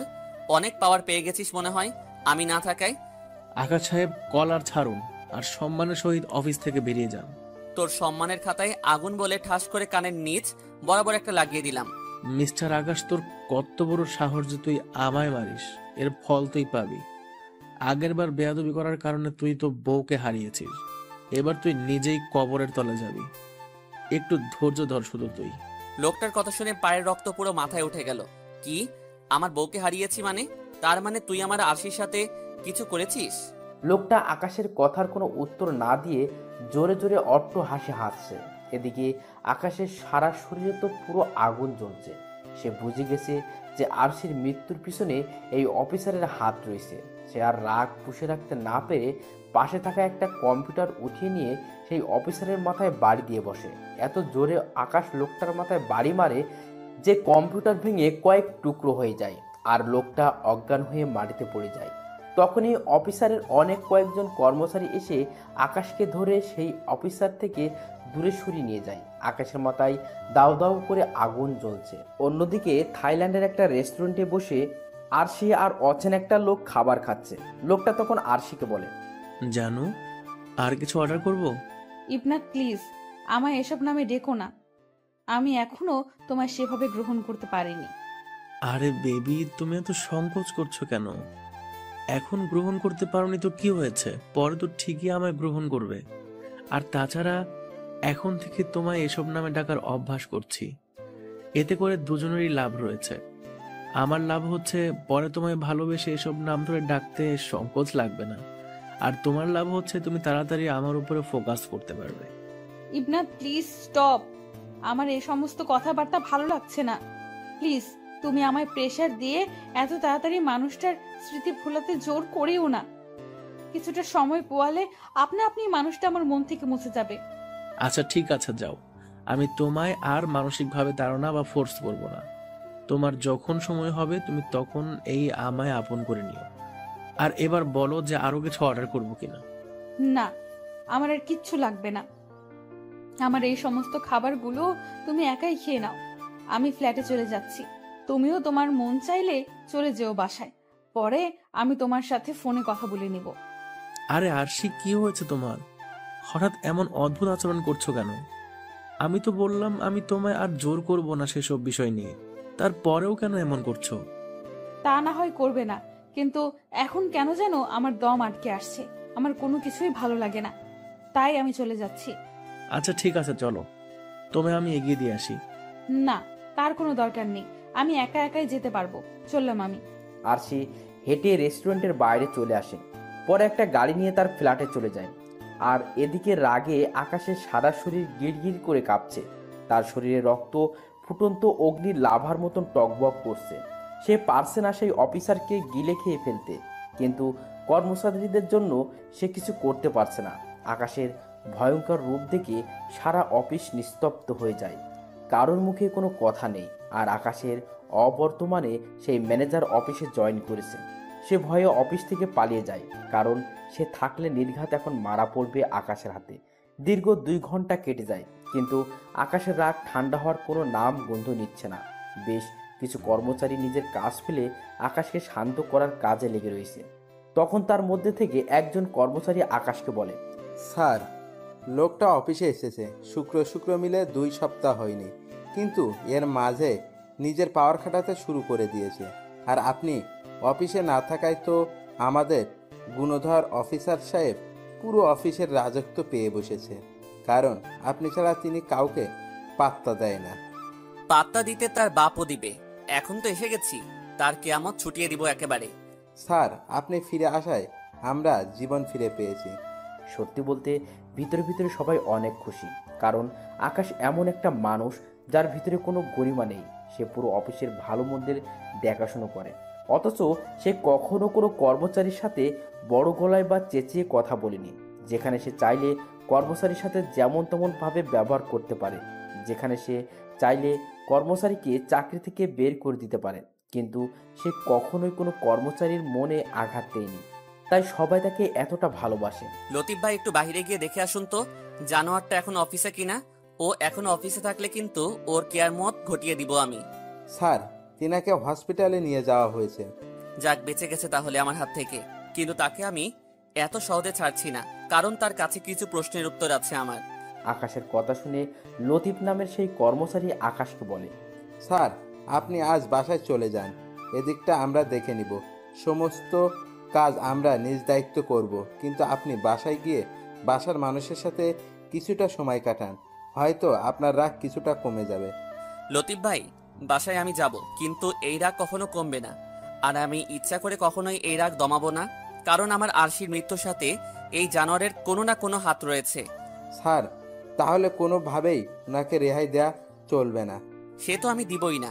বেটা হসপিটাল থেকে সুস্থ হয়ে ফিরে আসুক একবার, আবার তাকে মেরে হসপিটাল পাঠাবো। আচ্ছা, এবার সবাই এই সমস্ত কিছু ছাড়ুন, আমি বাসায় যাচ্ছি। আপনারা সবাই নিজ দায়িত্ব কাজ করবেন, আর আধা বেলা অফিস খোলা থাকবে আজকে, তারপর সবার ছুটি। আমি দারোয়ানকে বলে দিয়ে যাব, সে যেন দুপুরে অফিস পুরো আটকে দেয়। ঠিক আছে স্যার। তারপর বাসায় চলে আসলাম, কিন্তু আমার মাথা থেকে কোনোভাবেই সেই অফিসারের কথাটা সরছে না যে আগেরবার বেয়াদবি করায় বউকে হারিয়েছিস, মানে আরশিকে হারিয়েছি। না, এর রহস্য আমি খুঁজে বের করবই। দরকার হয় এই লোকের প্রাণ নিব, তাও তার মুখ থেকে সত্যিটা আমি বের করেই ছাড়বো। বাসায় আসতেই মা আমার চেহারার অবস্থা দেখে বলতে লাগলো, কি রে বাবা, কি হয়েছে তোর? তোর চেহারা এমন 12টা বেজে আছে কেন? কার উপরে রাগ হয়ে আছিস তুই? আরে মা বলো না, আমার অফিসে যেই অফিসারটা আছে তার সাথে। কি বলিস? তার এত সাহস আসলো কোথা থেকে যে সে তোর সাথে বাড়াবাড়ি করে? তুই তো চাইলেই তাকে অফিস থেকে বের করে দিতে পারিস, তাহলে বাড়াবাড়ি করে কিভাবে? আর বাড়াবাড়ি করার কারণটা কি? মা, আমি না থাকায় সে আমার জায়গায় অন্য একজন ম্যানেজার নিয়েছে, তাই আজ অফিসে গিয়ে রেগে গিয়েছি। কিন্তু সেও তর্ক শুরু করেছে, পরে এক পর্যায়ে একটা লাগিয়ে দিয়েছি। আর সে আমায় হুমকি দেয় আর বলে তার সাথে আগে একবার বেয়াদবি করার কারণে নাকি আমি আরশিকে হারিয়েছি। কি? তার মানে সে লোক জানে আরশির মৃত্যুর রহস্য? না হয় সে জড়িত আছে আরশির মৃত্যুর সাথে? মা, হয়তো বা আছে। তাই তো সেই কথা শুনে আরো রেগে গিয়ে কম্পিউটার তুলে তার মাথায় মেরেছি। বাবা, এসব করতে যাস না, শান্ত মাথায় কাজ নে তুই। মা, যা মাথা গরম করার তা করে ফেলেছি, সামনে আর করব না। ভালোই ভালোই সব বললে তো বললই, না হয় তাকে ছাড়বো না, আমি আবারও মেরে হসপিটাল পাঠাবো। আচ্ছা, সেসব পরে দেখা যাবে, আগে যা ফ্রেশ হয়ে নে, আমি শরবত বানিয়ে দিচ্ছি। ব্যাগ রেখে ফ্রেশ হয়ে এসে খাটের উপরে বসে আছি।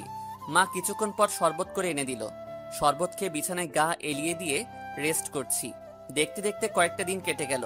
আমি ঠিকঠাক মতন অফিস করতে লাগলাম, কিন্তু সেই অফিসার এখনো অফিসে আসেনি, কারণ মাথায় কড়াভাবে লেগেছে তার। দেখতে দেখতে আরো 10 দিন কেটে গেল। সেই অফিসার সুস্থ হয়ে অফিসে আসে। সে অফিসে এসেই নিজের কেবিনে চলে যায়, কিন্তু সে আমার সামনে আসে না, কারণ সে বুঝে গেছে আমি কোন জলের মাছ। তার মাঝে সেই ছটফটানি ভাবটাও আর নেই। আগে যেমন এসে পাওয়ার খাটানোর চেষ্টা করতো, কিন্তু এখন আর সেসব করে না। কেবিনে এসে চুপচাপ বসে বসে অফিস করে পরে বাড়ি চলে যায়। কিন্তু আমি তার চাল চলন দেখে বুঝে নিয়েছি যে সে আমার থেকে পালিয়ে পালিয়ে চলাফেরা করছে। আমিও তাকে আর কিছু বলি না, কারণ আমার এখনো সেই সময়টা আসেনি। আরো কয়েকটা দিন যাক, পরে ধরবো তাকে। এভাবে আরো কয়টা দিন কাটে। পরে একদিন তার কেবিনে গিয়ে ভিতর থেকে দরজা আটকে দিলাম। সে তো আমার এমন আচরণ দেখে ভয় শেষ। সে ভয়ে কাঁপতে কাঁপতে বলে, ভাই আপনি হঠাৎ আমার কেবিনে? আমি তো আর কিছু করিনি ভাই। আমি তো এখন আপনার পিছনেও লাগি না, কারণ আপনার রাগ সম্পর্কে আমার ধারণা হয়ে গিয়েছে। সেসব ঠিক আছে, তোর এমন পরিবর্তনের জন্যই এখন আর কিছু বলছি না। না হয় আবারও এসে তোকে কেলাতাম। আচ্ছা, এখন এসব বাদ দে, আগে আমার সেই কথাটার উত্তর দে। সেদিন তুই বলেছিলি যে আমার বেয়াদবি করার কারণে আমি আমার আশিকে হারিয়েছি। সেই কথাটা মনে আছে কি? সেই কথাটার মানে কি? ভাই সেসব আমি এমনিই বলেছি। দেখ, মাথা খারাপ করিস না, এবার কিন্তু মাথার উপরে তুলে আছাড় মারবো। ভাই সত্যি বিশ্বাস করেন, আমি সেই কথাগুলো এমনিই বলেছিলাম। আরশি ম্যামের মৃত্যুর সাথে আমার কোনো সম্পর্ক নেই। আমি সেদিন আপনার সামনে হিরো সাজার জন্য সেই কথাগুলো বলেছিলাম। তাছাড়া এসবে আমার কোনো হাতও নেই।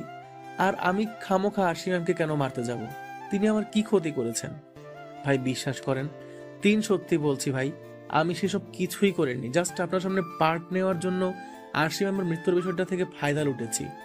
ভেবেছি সেসব বললে আপনাকে আঘাত করা যাবে। সত্যি বলছিস তো তুই এসব কথা?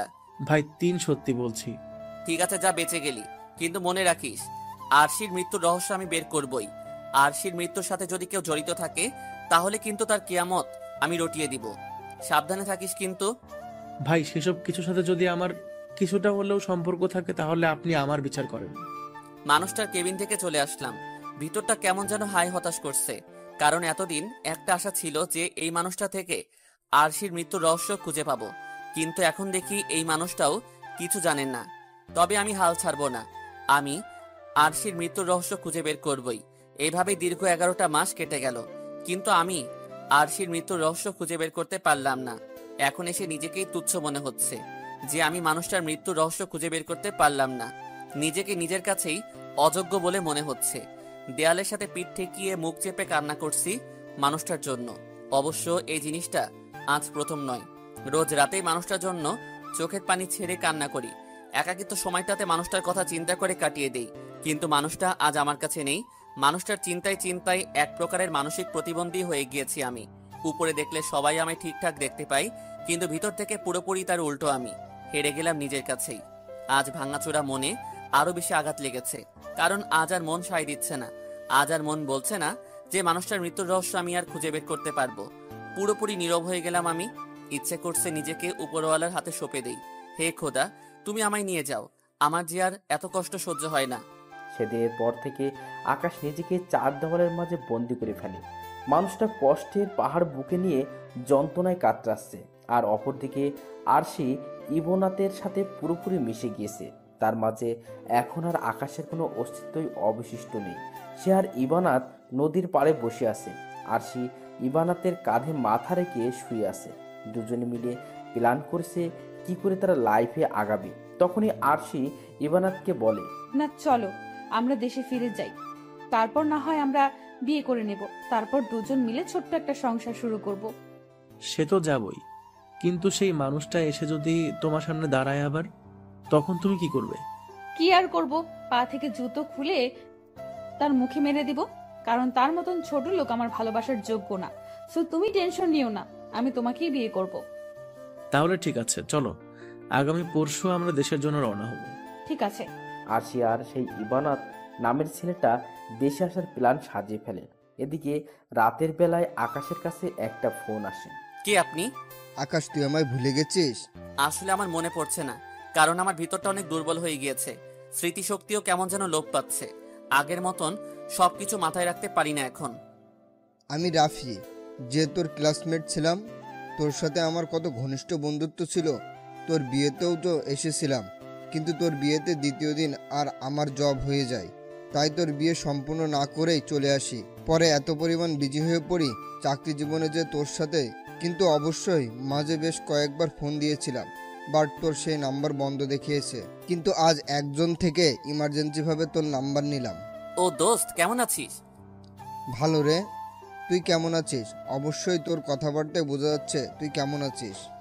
বুঝেই তো নিয়েছিস। আচ্ছা শোন, তোকে কিছু বলার আছে। দোস্ত, তোর সমস্ত কিছুই আমি শুনেছি যে আয়ুষী সুইসাইড করেছে, কিন্তু আমি এই সাতার মাথার চাকরির জন্য আসতে পারিনি। আর তুই ভালো করে জানিস আমার চাকরিটা কেমন। এয়ারপোর্টে জব করি, বেশিরভাগ সময় ওখানেই থাকতে হয়। ঈদের চাঁদের মাঝে মধ্যে বাড়ি গেলে যাই। আচ্ছা শোন, যেটার জন্য এত জরুরি তলব। বল, কি বলবি? দোষ, আমি একটু আগে আয়ুষী ভাবির মতো কাউকে দেখলাম অন্য একটা লোকের সাথে। আমি জাস্টিফাই করেছি তাদের, তারা দুজন থাইল্যান্ড থেকে এসেছে। কি সব বলছিস তুই? সে তো মারা গিয়েছে। তাহলে কিভাবে কি? হ্যাঁ রে ভাই, বিশ্বাস কর, একদম আয়ুষী ভাবির মতোই দেখতে। আর আমার চোখ কখনো কেউ ফাঁকি দিতে পারেনি। তাছাড়া মানুষটাকে তো আমি কম দিন ধরে চিনি না। তোর সাথে রিলেশন থাকা অবস্থাকালীন সময় থেকে মানুষটাকে আমি চিনি। সো মানুষটাকে চিনতে আমার ভুল হওয়ার কথা না। আরিফ, আমার তো বিশ্বাস হচ্ছে না এসব কথা। কারণ সে মরে গিয়ে ফিরে আসবে কি করে? তার লাশ তো পুলিশ শনাক্ত করেছে। তাহলে সে কিভাবে থাইল্যান্ড থেকে আসবে, তাও আবার একটা লোকের সাথে? আকাশ, তোর বিশ্বাস হচ্ছে না তো?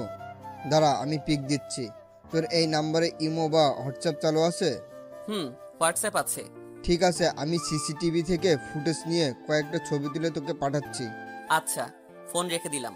10 মিনিট পর আরিফ 3টা ছবি হোয়াটসঅ্যাপে পাঠালো। কি করে সম্ভব এটা? মানুষটা তো মারা গিয়েছিল। তাহলে কি করে সে জীবিত হলো? তাহলে কি করে সে থাইল্যান্ডের ফ্লাইট করে দেশে এলো, তাও আবার অন্য একটা লোকের সাথে? মাথায় তো কিছুই কাজ করছে না। তখনই আবার আরিফ ফোন করে। দোস্ত, দেখলি তো ছবিগুলা? আর মানুষটা কি আমাদের ভাবি? সে আরশি। কিন্তু সে মরা থেকে জীবিত হলো কি করে, এটাই তো মাথায় আসছে না। দোস্ত, আমার মনে হয় কি এর পিছনে কোনো রহস্য আছে যেটা তুই জানিস না। রহস্য তো অবশ্যই আছে। না হয় মরা মানুষ জীবিত হয় কি করে? তুই সমস্ত কিছুকে আবার একটু ভালো করে যাচাই করে দেখ। দোস্ত, আর ধন্যবাদ তোকে। আরে ধন্যবাদের প্রয়োজন নেই, বন্ধু মানেই তো উপকারে আসা। আচ্ছা রাখি রে এবার। তারপর আরিফের সাথে কথা শেষ করে ফোন রেখে দিলাম। মাথা পুরো ভো ভো করে ঘুরছে। কি করব বুঝে উঠতে পারছি না। না, কিছু একটা তো করতে হবে। তাড়াতাড়ি ফোনটা হাতে নিয়ে আরশির মাকে ফোন দিলাম। হ্যাঁ বাবা, বলো। আম্মু, আপনার সাথে একটা কথা ছিল। কি কথা বাবা? শোনেন, হঠাৎই যদি আপনার সাথে কোনো ধরনের কোনো অপ্রত্যাশিত ঘটনা ঘটে, তাহলে সবার আগে আমাকে ইনফর্ম করবেন। বাবা, এই কথার মানেটা কি? বুঝলাম না। মানেটা হলো আরশি মরে নাই, সে এখনো জীবিত। কি কি সমস্ত কথাবার্তা বলছো তুমি? পাগল হয়ে গেলে নাকি বাবা? যার লাশ মাটিতে শুইয়ে দিয়ে এসেছি আজ থেকে বছর খানেক আগে, সে কি করে আবার পুনরায় জীবিত হবে? আম্মু, সেটা হয়তো অন্য কারোর লাশ ছিল, তবে এটাই সত্যি, সে এখনো জীবিত। সে আজকে থাইল্যান্ডের একটা ফ্লাইটে করে কারোর সাথে দেশে এসেছে। আর সেই খবর আমাকে দিয়েছে আমার এক বন্ধু। সে এয়ারপোর্টে কাজ করে। সে আমায় কয়েকটা ছবি সহ পাঠিয়েছে, যেখানে আশিকে অন্য একটা লোকের সাথে দেশে আসতে দেখা গেছে। বাবা, সমস্ত কিছু তো আমার মাথার উপর দিয়ে যাচ্ছে। প্লিজ তুমি তাড়াতাড়ি একটু খবর লাগাও। লাগাচ্ছি। আপনি টেনশন করবেন না। আপনার থেকেও আমার বেশি প্রয়োজন এখন আপনার মেয়েকে, কারণ অনেক কিছু জানার আছে তার থেকে। বাবা, আগে ওকে খুঁজে বের করো। জি। ফোন রেখে দিয়ে তাড়াতাড়ি তড়িঘড়ি করে রুম থেকে বেরিয়ে গেলাম। কিন্তু রুম থেকে বেরোতেই মা সামনে পড়লো। কিরে, এত তাড়াহুড়োয় কোথায় যাচ্ছিস? তোমার কাছে যাচ্ছিলাম। হঠাৎ এত তড়িঘড়ি করে কেন? আর কি হয়েছে? কোনো কিছু লাগবে নাকি? না মা, কিছু বলার আছে। বল। মাকে সমস্ত কথা খুলে বললাম। আম্মু সাথে সাথে মাথায় হাত দিয়ে বসলো। আর ছবিগুলোও দেখালাম। বাবা, এখন কি করবি? এত বড় চক্রান্ত কিভাবে? কি আর করব, খুঁজে বের করে প্রশ্নের উত্তর চাইবো আর তাকে ফিরিয়ে নিব। কিন্তু সে তো অন্য পুরুষের সাথে, হয়তোবা সে সেই মানুষের বিয়ে করে নিয়েছে। মায়ের কথা শুনে কলিজায় মোচড় দিয়ে উঠল। মা, সে সব আরশিকে পেলেই বলতে পারবো। তুমি শুধু একটু দোয়া করো, আমি যেন আমার আরশিকে ফিরে পাই। বাবা, দোয়া সব সময়ই করি। তাছাড়া তোর এই কষ্ট আর নীরবে চোখের পানি ফেলা আমার আর সহ্য হয় না। নীরবে তোর সেই ফেলা চোখের পানি কারোর চোখে না পড়লেও আমার চোখে পড়ে। ইনশাল্লাহ তুই বৌমাকে ফিরে পাবি। মায়ের সাথে কথা বলে বাসা থেকে বেরিয়ে গেলাম। সব জায়গায় আরশির খোঁজ লাগিয়ে দিয়েছি। আরশির যত বন্ধু বান্ধবের সাথে আমার পরিচয় ছিল, সবাইকে ওর বিষয়ে জানিয়েছি, বিশেষ করে তার আত্মীয় স্বজনদেরও। মোট কথা, যাদের আমি চিনি তাদের সবাইকেই ইনফর্ম করা শেষ। বাসা থেকে বের হয়ে আমার পরিচিত অনেক জায়গায় আরশির খোঁজ করলাম। এয়ারপোর্টের আশেপাশে আরশির ছবি দেখে অনেক গাড়িওয়ালাকেও জিজ্ঞেস করেছি, কিন্তু কেউ এই কিছু জানে না। রাতে ক্লান্ত হয়ে বাসায় ফিরে এলাম। সারা শরীর দুর্বল হয়ে আছে আমার। চোখের কোণে ফোঁটা ফোঁটা পানি জমতে শুরু করছে।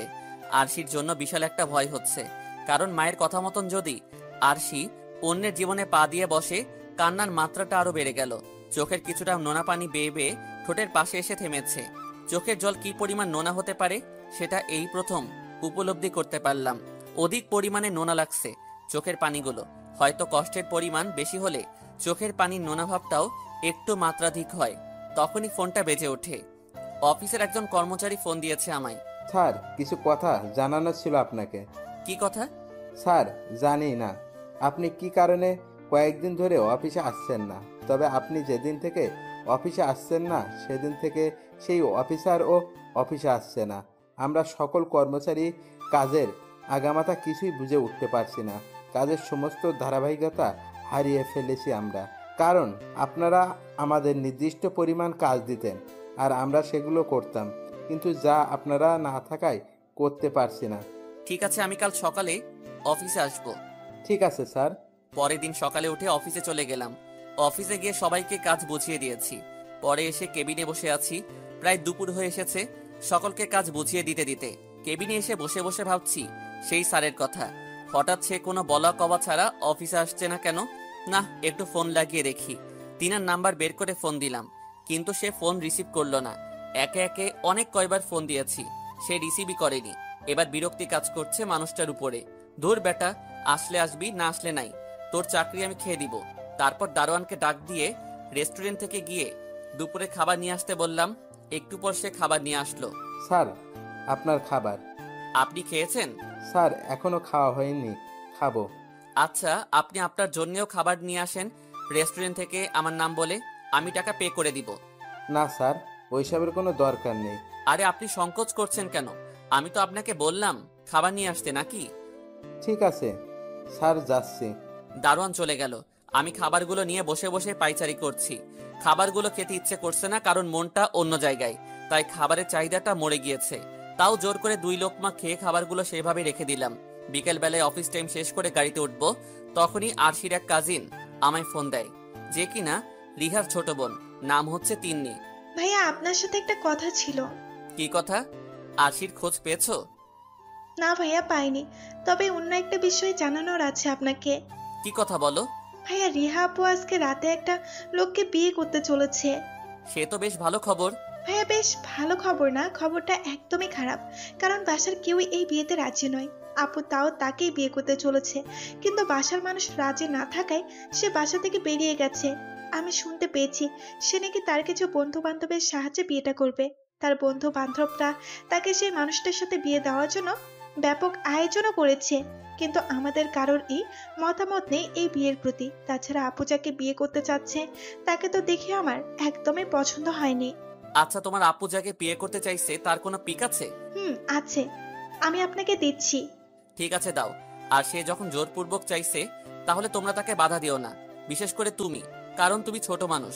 বাধা দিতে গিয়ে পরে খারাপ হয়ে যাবে। আচ্ছা ভাইয়া। ঠিক আছে, তুমি সেই মানুষটার ছবি আমার হোয়াটসঅ্যাপে দাও। তারপর ফোন রেখে দিয়ে গাড়ি ড্রাইভ করছি। তিন্নি ছবি সেন্ড করে দিয়েছে আমার কাছে। গাড়িটা একটু সাইড করে ছবিটা দেখতে লাগলাম। তখনই দেখি সেই মানুষটার কেউ না, সেই মানুষটা হলো আমার অফিসের সেই অফিসার। মানুষটাকে দেখে মাথা তো পুরো নড়ে উঠলো। কি করে সম্ভব এটা? রিহার সাথে আমার সেই অফিসারের সম্পর্ক কি করে? না, আজকে তাদের বিয়েতে যেতে হবে। তিন্নিকে আবার ফোন করে কিছু তথ্য নিলাম। তারপর বাসায় এসে পড়লাম। রাতের বেলায় রেডি হয়ে রিহার বিয়েতে চলে আসলাম, যেখানে যেতেই দেখি একটা বাড়ির ছাদে আয়োজন করা হয়েছে বিয়ের। বাহ, মাশাল্লাহ, বেশ ভালোভাবেই তো আয়োজন করেছে রিহার বন্ধু বান্ধবরা বিয়ের। তাছাড়া মোটামুটি অনেক মানুষজনই তো এসেছে। আমি আর কোনো কিছু না ভেবে বাড়ির সিঁড়ি বেয়ে উপরে উঠতে লাগলাম। অন্যমনস্ক হয়ে সিঁড়ি বেয়ে বেয়ে উপরে উঠছিলাম, কিন্তু হঠাৎই কারোর সাথে ধাক্কা খেয়ে সিঁড়ির এক পাশে পড়ে গেলাম। আর যার সাথে ধাক্কা খেয়েছি সে এসে আমার গায়ের উপরে পড়লো।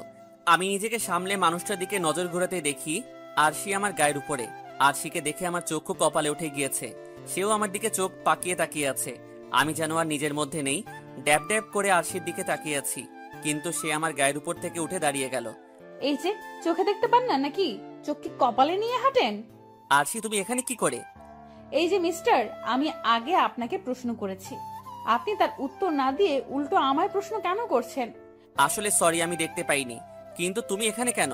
সেটা আপনার না জানলেও চলবে।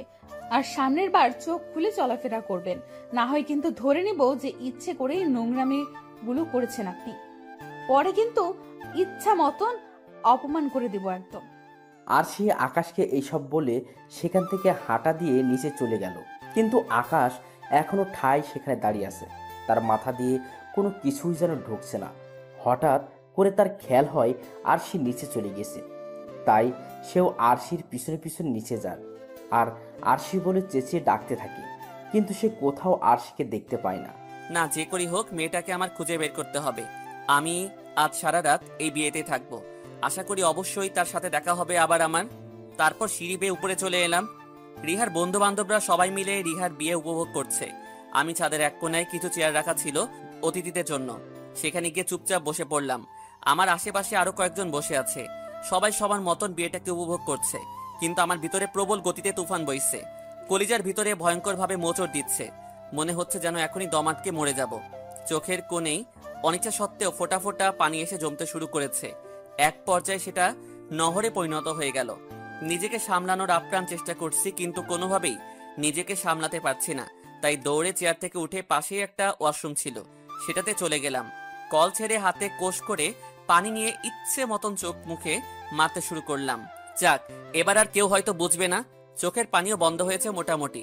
হাত মুখ ধুয়ে ফ্রেশ হয়ে ওয়াশরুম থেকে বের হব, তখনই দেখি কেউ একজন ওয়াশরুমে ঢুকছে। মানুষটাকে দেখেই আমার কেমন যেন পরিচিত মনে হচ্ছে। হ্যাঁ, এই মানুষটাকে কোথাও আমি দেখেছি। তখনই মনে পড়লো আরিফের দেওয়া সেই ছবির কথা, যেই ছবি এই লোক আর আরশি থাইল্যান্ড থেকে আসার সময় সিসিটিভিতে ধারণ করা হয়েছিল। মানুষটাকে দেখে বুকের ভিতরে ভূমিকম্পের মতন কম্পন করে উঠল। তার মানে লোকটা সত্যি আরশির কিছু হয়, না হলে সেই ফ্লাইটে করে আসার পর থেকে আরশির আশেপাশে থাকে কেন লোকটাও আমাকে দেখে কেমন যেন চোখ বড় বড় করে তাকিয়ে আছে। আমি তাড়াতাড়ি ওয়াশরুম থেকে বেরিয়ে গেলাম। আবারও এসে সেই চেয়ারটাতে বসেছি যেখানে একটু আগে বসাছিলাম। ভিতরটা যেন ক্ষত বিক্ষত হয়ে যাচ্ছে লোকটাকে দেখার পর থেকে। ইচ্ছে করছে ছাদ থেকে লাফিয়ে নিজের প্রাণটা দিয়ে দেই, কিন্তু না, আমি এমনটা করব না, কারণ আরশির কাছ থেকে আমার অনেক কিছুই জানার আছে। চেহারা মলিন করে চোখ বুজে চেয়ারের উপর বসে আছি, তখনই পিছন থেকে কেউ একজন এসে আমার কাঁধে হাত রাখে। আমি চোখ খুলে মানুষটার দিকে তাকাতেই দেখি আমার কলিগ রিহাকে, যে কিনা আরশির চাচাতো বোন, আর আজকে তারই বিয়ে। আকাশ, তুই এখানে কি করছিস? তোকে তো আমি দাওয়াতও করিনি। আর তুই আমার বিয়ের খবর পেলি কি করে? কেউ একজন থেকে পেয়েছি, তাই এসেছি তোর বিয়েতে। কেন, আমি কি আসতে পারবো না নাকি তোর বিয়েতে? না, তা পারবি না কেন? অবশ্যই তুই আসতে পারবি, কিন্তু আমার কথা হচ্ছে তুই কি এই বিয়েতে এসে কাউকে দেখেছিস? চোখ পাকিয়ে তাকিয়ে আছি রিহার দিকে, সেও আমার চোখের দিকে তাকিয়ে আছে।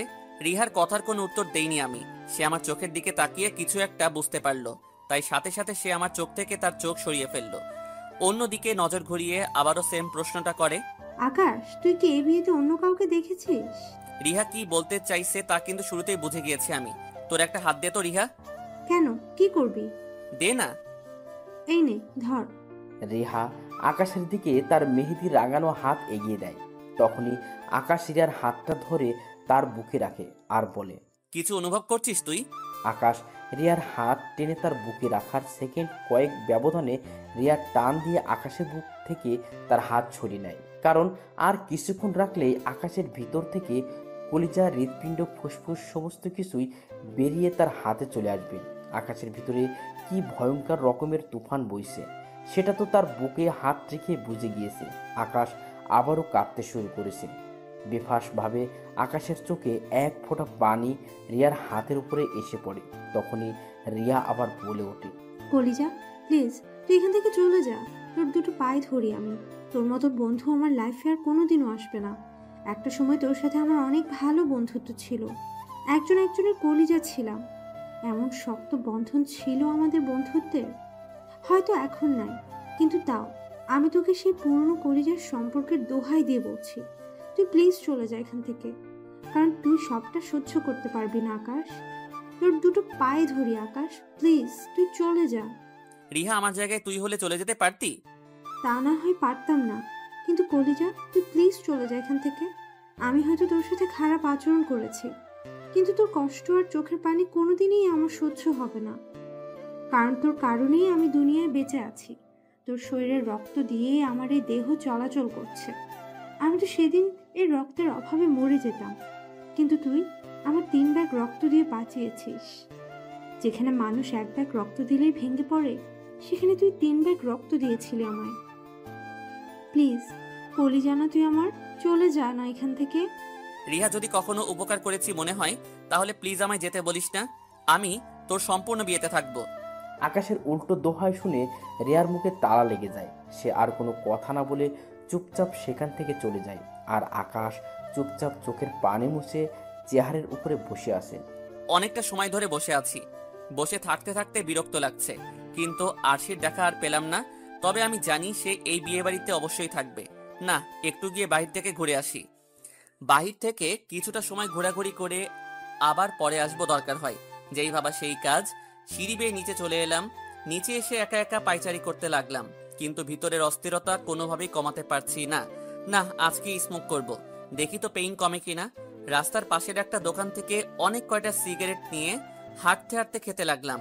প্রায় ঘন্টাখানিক বাহিরে ছিলাম, সব কয়টা সিগারেটও খেয়ে নিয়েছি, কিন্তু বুকের ভিতরের পেইন বরাবরের মতোই রয়েছে। ধুর, কচু হয় এসব ছাইপাস খেলে। বাহিরে থেকে এসব না খেয়ে বরং ছাদে চলে যাই। আবারও হাঁটতে হাঁটতে ছাদে চলে এলাম। ছাদে আসতে দেখি স্টেজের মধ্যে রিহা এবং আরশি বসে আছে, আর সেই লোকটাও আরশির পাশে বসে আছে। আরশির একদম গা ঘেঁষে বসে আছে সেই লোকটা। আরশি, রিহা এবং সেই লোকটা মিলে হাসাহাসি করছে। আরশির পাশে অন্য কাউকে দেখে কোনোভাবেই মনকে সান্ত্বনা দিতে পারছি না। আরো উতাল পাতাল শুরু করেছে ভিতরটা। আরশির দিকে এক নজরে তাকিয়ে আছি, আর তখনই রিহার এক বন্ধু স্টেজে গিয়ে স্পিকার হাতে নিয়ে বলে ওঠে, এই যে সম্মানিত অতিথিরা, আপনাদের জন্য একটা গুড নিউজ আছে। আগামী পরশু এই একই স্থানে আরেকটা বিয়ে হবে। বিয়ে কোণে হচ্ছে রিহার চাচাতো বোন, আর বর হচ্ছে মিস্টার ইবনাত চৌধুরী। ইবনাত চৌধুরী দীর্ঘ তপস্যার পরে তিনি আরশিকে নিজের করে পেতে চলেছেন। সো সবাই আবার আগামী পরশু ঠিক একই জায়গায় চলে আসবেন। এদিকে মাইকে এমন অ্যানাউন্সমেন্ট শুনে আকাশের বুকের ভিতরে যেন রক্তক্ষরণ হচ্ছে। সে আর টিকতে না পেরে সোজা স্টেজে গিয়ে আরশির হাত চেপে ধরে আর বলে, আরশি, কি কারণে তুমি এমন করছো আমার সাথে? আকাশের এমন আচরণে সবাই চমকে ওঠে, কিন্তু আরশি প্রচুর রেগে যায়। এই ছোট লোক, হাত ছাড় তুই। আরশি, আমার দোষটা কি সেটা তো বলবে তুমি। তোর কোনো দোষ নেই, দোষ হলো আমার, যে আমি তোর মতন একটা ছোট লোককে ভালোবেসে বিয়ে করেছিলাম। এই যে দেখেছিস শিবনাথ, সে আমাকে অনেক আগে থেকেই ভালোবাসে, কিন্তু তাও আমি ভালোবেসে তোকে বিয়ে করেছি, কিন্তু তুই আমার জীবনটাকে নরক বানিয়ে দিয়েছিস পুরো। আরশি, কি করেছি বলবে তো তুমি? আমার দোষটা কোথায়? তোর দোষ হলো তুই একটা ছোট লোক, তোর দোষ হলো তুই একটা দুশ্চরিত্র লোক, যা আমি আগে জানতাম না। আমি তোর দুশ্চরিত্র সম্পর্কে না জেনে তোকে বিয়ে করে নিয়েছিলাম, কিন্তু পরবর্তীতে তোর সেই দুশ্চরিত্র সামনে আসে। শুধু তোর কারণে এই ইবনাতকে কষ্ট দিয়েছি আমি। সেই আমায় বহুকাল আগে থেকেই পাগলের মতো ভালোবাসে, তোর থেকেও ভালো পজিশন ছিল তার, কিন্তু আমি তোর পজিশন না দেখে তোকে বিয়ে করে নিয়েছি। যেখানে তুই একটা সাধারণ কোম্পানির ম্যানেজার, সেখানে সে একটা কোম্পানির মালিক, কিন্তু আমি তোর ভালোবাসায় তাকে ছোট করে মেপেছি। পরিশেষে সে আমায় না পেয়ে দেশ ছেড়ে চলে যায়। তার ভালোবাসা বুঝতে পেরে আমার অনেকটা সময় লেগে গিয়েছে। কি আছে ছোট লোক তোর? তুই তো ইবনাতের পায়ের সমানও না, কিন্তু তোর থেকে তার অবস্থান অনেক বড় হওয়ার পরেও তোকে আমি ভালোবেসে বিয়ে করেছি, কিন্তু তুই শেষমেশ কি করলি? আমার বোনের সাথে এই নোংরামি করার খেয়াল মাথায় আনলি। বিয়ের শুরুতে তো ভালোই ছিলি, কিন্তু পরে এসে যখন সময় দিস না তখন খারাপ লাগতো আমার, তাই তোর থেকে একটু দূরত্ব করে নিয়েছিলাম অভিমান করে, কিন্তু তুই সেটাকে অন্যভাবে কাজে লাগালি। তুই আমায় ছেড়ে আমার বোনের সাথে নোংরামো করতে চাইলি। ভাগ্যিস সে তোর হাত থেকে বেঁচে গিয়েছে কোনো না কোনো ভাবে। তখনই আমার বুঝে আসে তুই কেন তুই আমার থেকে তখন দূরে দূরে থাকতি। তুই যদি আমার আপন চাচাতো বোনের সাথে নোংরামি করার মতন খেয়াল মাথায় আনতে পারিস, তাহলে বাইরের কত মেয়ের সাথে বিছানায় যেতে পারিস তা আমার বোঝা হয়ে গিয়েছিল। তাই তোর থেকে একদম দূরে সরে গিয়েছি মৃত্যুর বাহানা করে। তাই তোর থেকে পালিয়ে ইবনাতের কাছে চলে গিয়েছি। শুরুতে তাকেও মানতে কষ্ট হয় আমার, কিন্তু সে আমায় ভালোবাসা দিয়ে তোর সমস্ত স্মৃতি ভুলিয়ে দিয়েছে। সো এখন দূরে গিয়ে মর তুই, আর আমার হাত ছাড়। আরশি, তোমার কথা ভুল হচ্ছে, আমি ওসব করিনি। এই দুশ্চরিত্র লোক, একদম ধোয়া তুলসী পাতা সাজতে আসবি না। সোজা আমার চোখের সামনে থেকে দূর হ তুই। আরশি, বিশ্বাস করো আমি ওসব করিনি, সত্যি তোমার কথা ভুল হচ্ছে।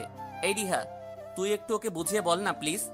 রিহা চুপচাপ মাথা নিচের দিক করে রাখে, কিন্তু আরশি রেগে গিয়ে সকলের সামনে পা থেকে জুতো খুলে আকাশের গালে মেরে দেয়। কুকুরের বাচ্চা, এটারই যোগ্য তুই।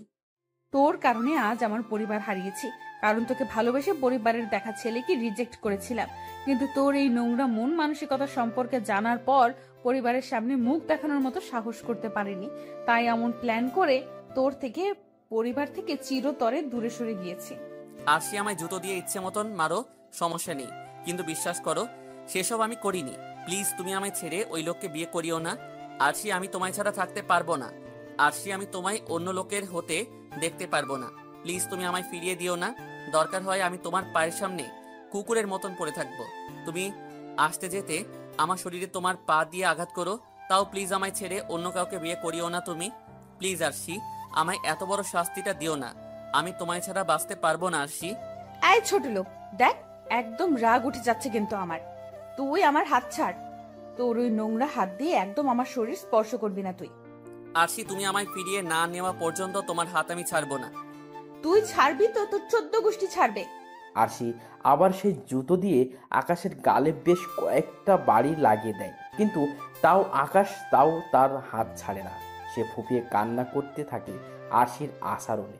ঠিক সেই সময় ইবানত নামক লোকটা এসে আকাশের কোমরে একটা লাথি দিয়ে বসে, আর আকাশ আরশির হাত ছেড়ে সাথে সাথে মাগো বলে চিৎকার দিয়ে মাটিতে বসে পড়ে।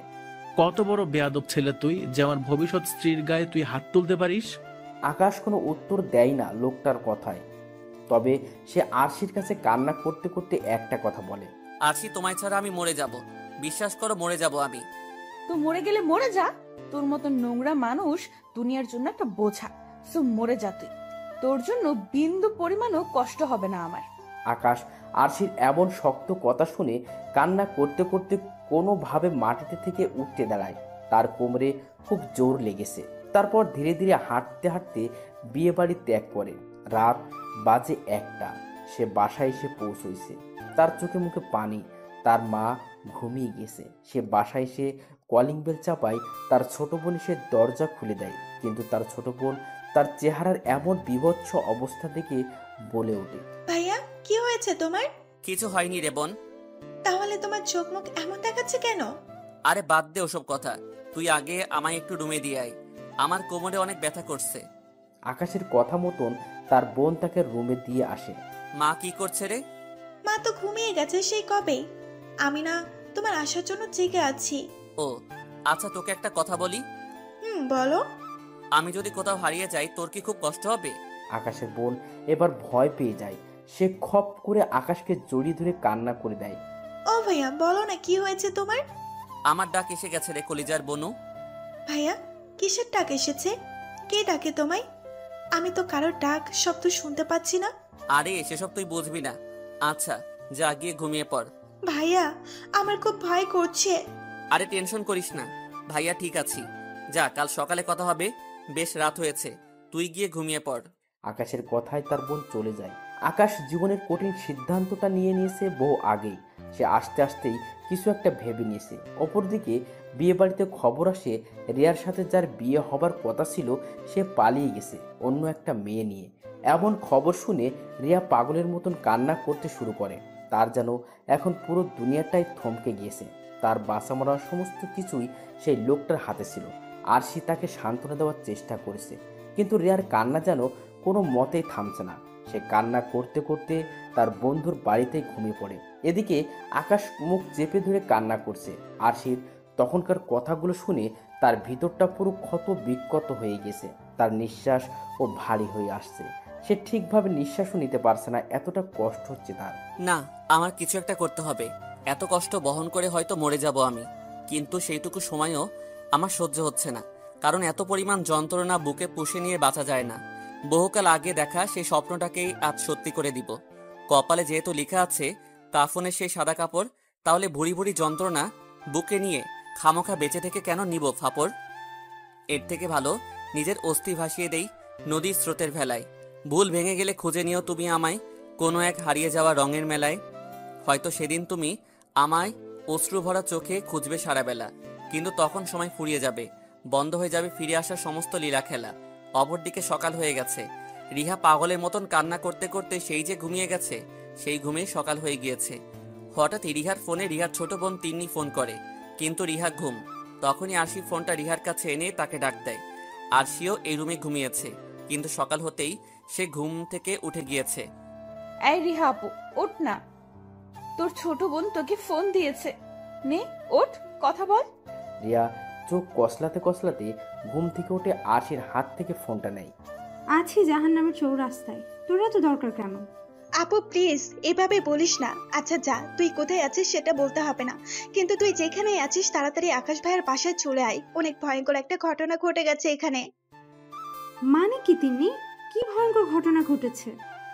আকাশ ভাই সুইসাইড করেছে। তাকে সবাই ধরাধরি করে হসপিটাল নিয়ে গেছে, কিন্তু সবাই বলছে তিনার নিঃশ্বাস চলছে না, হয়তো তিনি আর বেঁচে নেই। অনেক ভয়ঙ্কর স্টেপ নিয়েছে ভাইয়া, তুই তাড়াতাড়ি আকাশ ভাইয়ের বাসায় আয়। কি কি বলিস তুই এসব? সে কি করেছে? সে ছুরি দিয়ে শুরুতে নিজের পেটের মধ্যে অনেক কয়বার আঘাত করেছে, পরে ফ্যানের সাথে দড়ি বেঁধে সেটাতে নিজের শরীরটাকে ঝুলিয়ে দিয়েছে, কিন্তু ভাগ্যক্রমে সেই ফ্যানটা ঝুলে নিচে পড়ে গিয়েছে।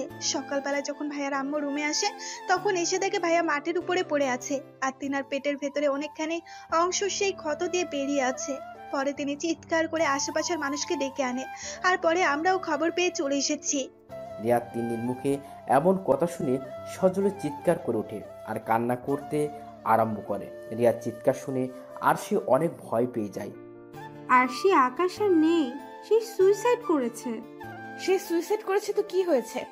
আরো ভালো না হয়েছে, দুনিয়ার বুক থেকে একজন কুলাঙ্গার কমে গিয়েছে। আশি তুই জানিস না তুই কি বলছিস? বিশ্বাস কর, তুই জীবনের সবচেয়ে মূল্যবান জিনিসটা হারিয়ে ফেলেছিস। যা, তুই সারা জীবন কান্না করলেও আর ফিরে পাবি না। বিশ্বাস কর, আকাশের কোনো দোষ নেই রে। মানে কি? মানেটা হলো সমস্ত দোষ আমার আর সেই মানুষটার, যে কিনা গতকাল রাতে আমার সাথে চিট করে পালিয়ে গিয়েছে অন্য মেয়ে নিয়ে। আপু কি সব বলছিস তুই এসব? হ্যাঁ রে, সত্যিই বলছি আমি। আকাশের কোনো দোষ নেই। পাগলটা তোকে অন্ধের মতন ভালোবাসতো, কিন্তু দোষটা ছিল সে আরিয়ানের, যার সাথে কিনা আজ আমার বিয়ের হওয়ার কথা। সে তোর পেছনে বহুকাল আগে থেকেই লাগে, কারণ সে নাকি তোকে একবার কোথায় যেন দেখেছে, পরে নাকি তোকে আর তার ভালো লেগে যায়, তারপর থেকে তোর পিছু নেয়। সে তোর পিছু নিতে গিয়ে যখন দেখে তুই বিবাহিত, পরে সে আমায় হাত করে, আমাকে তার প্রেমের জালে ফাঁসায়।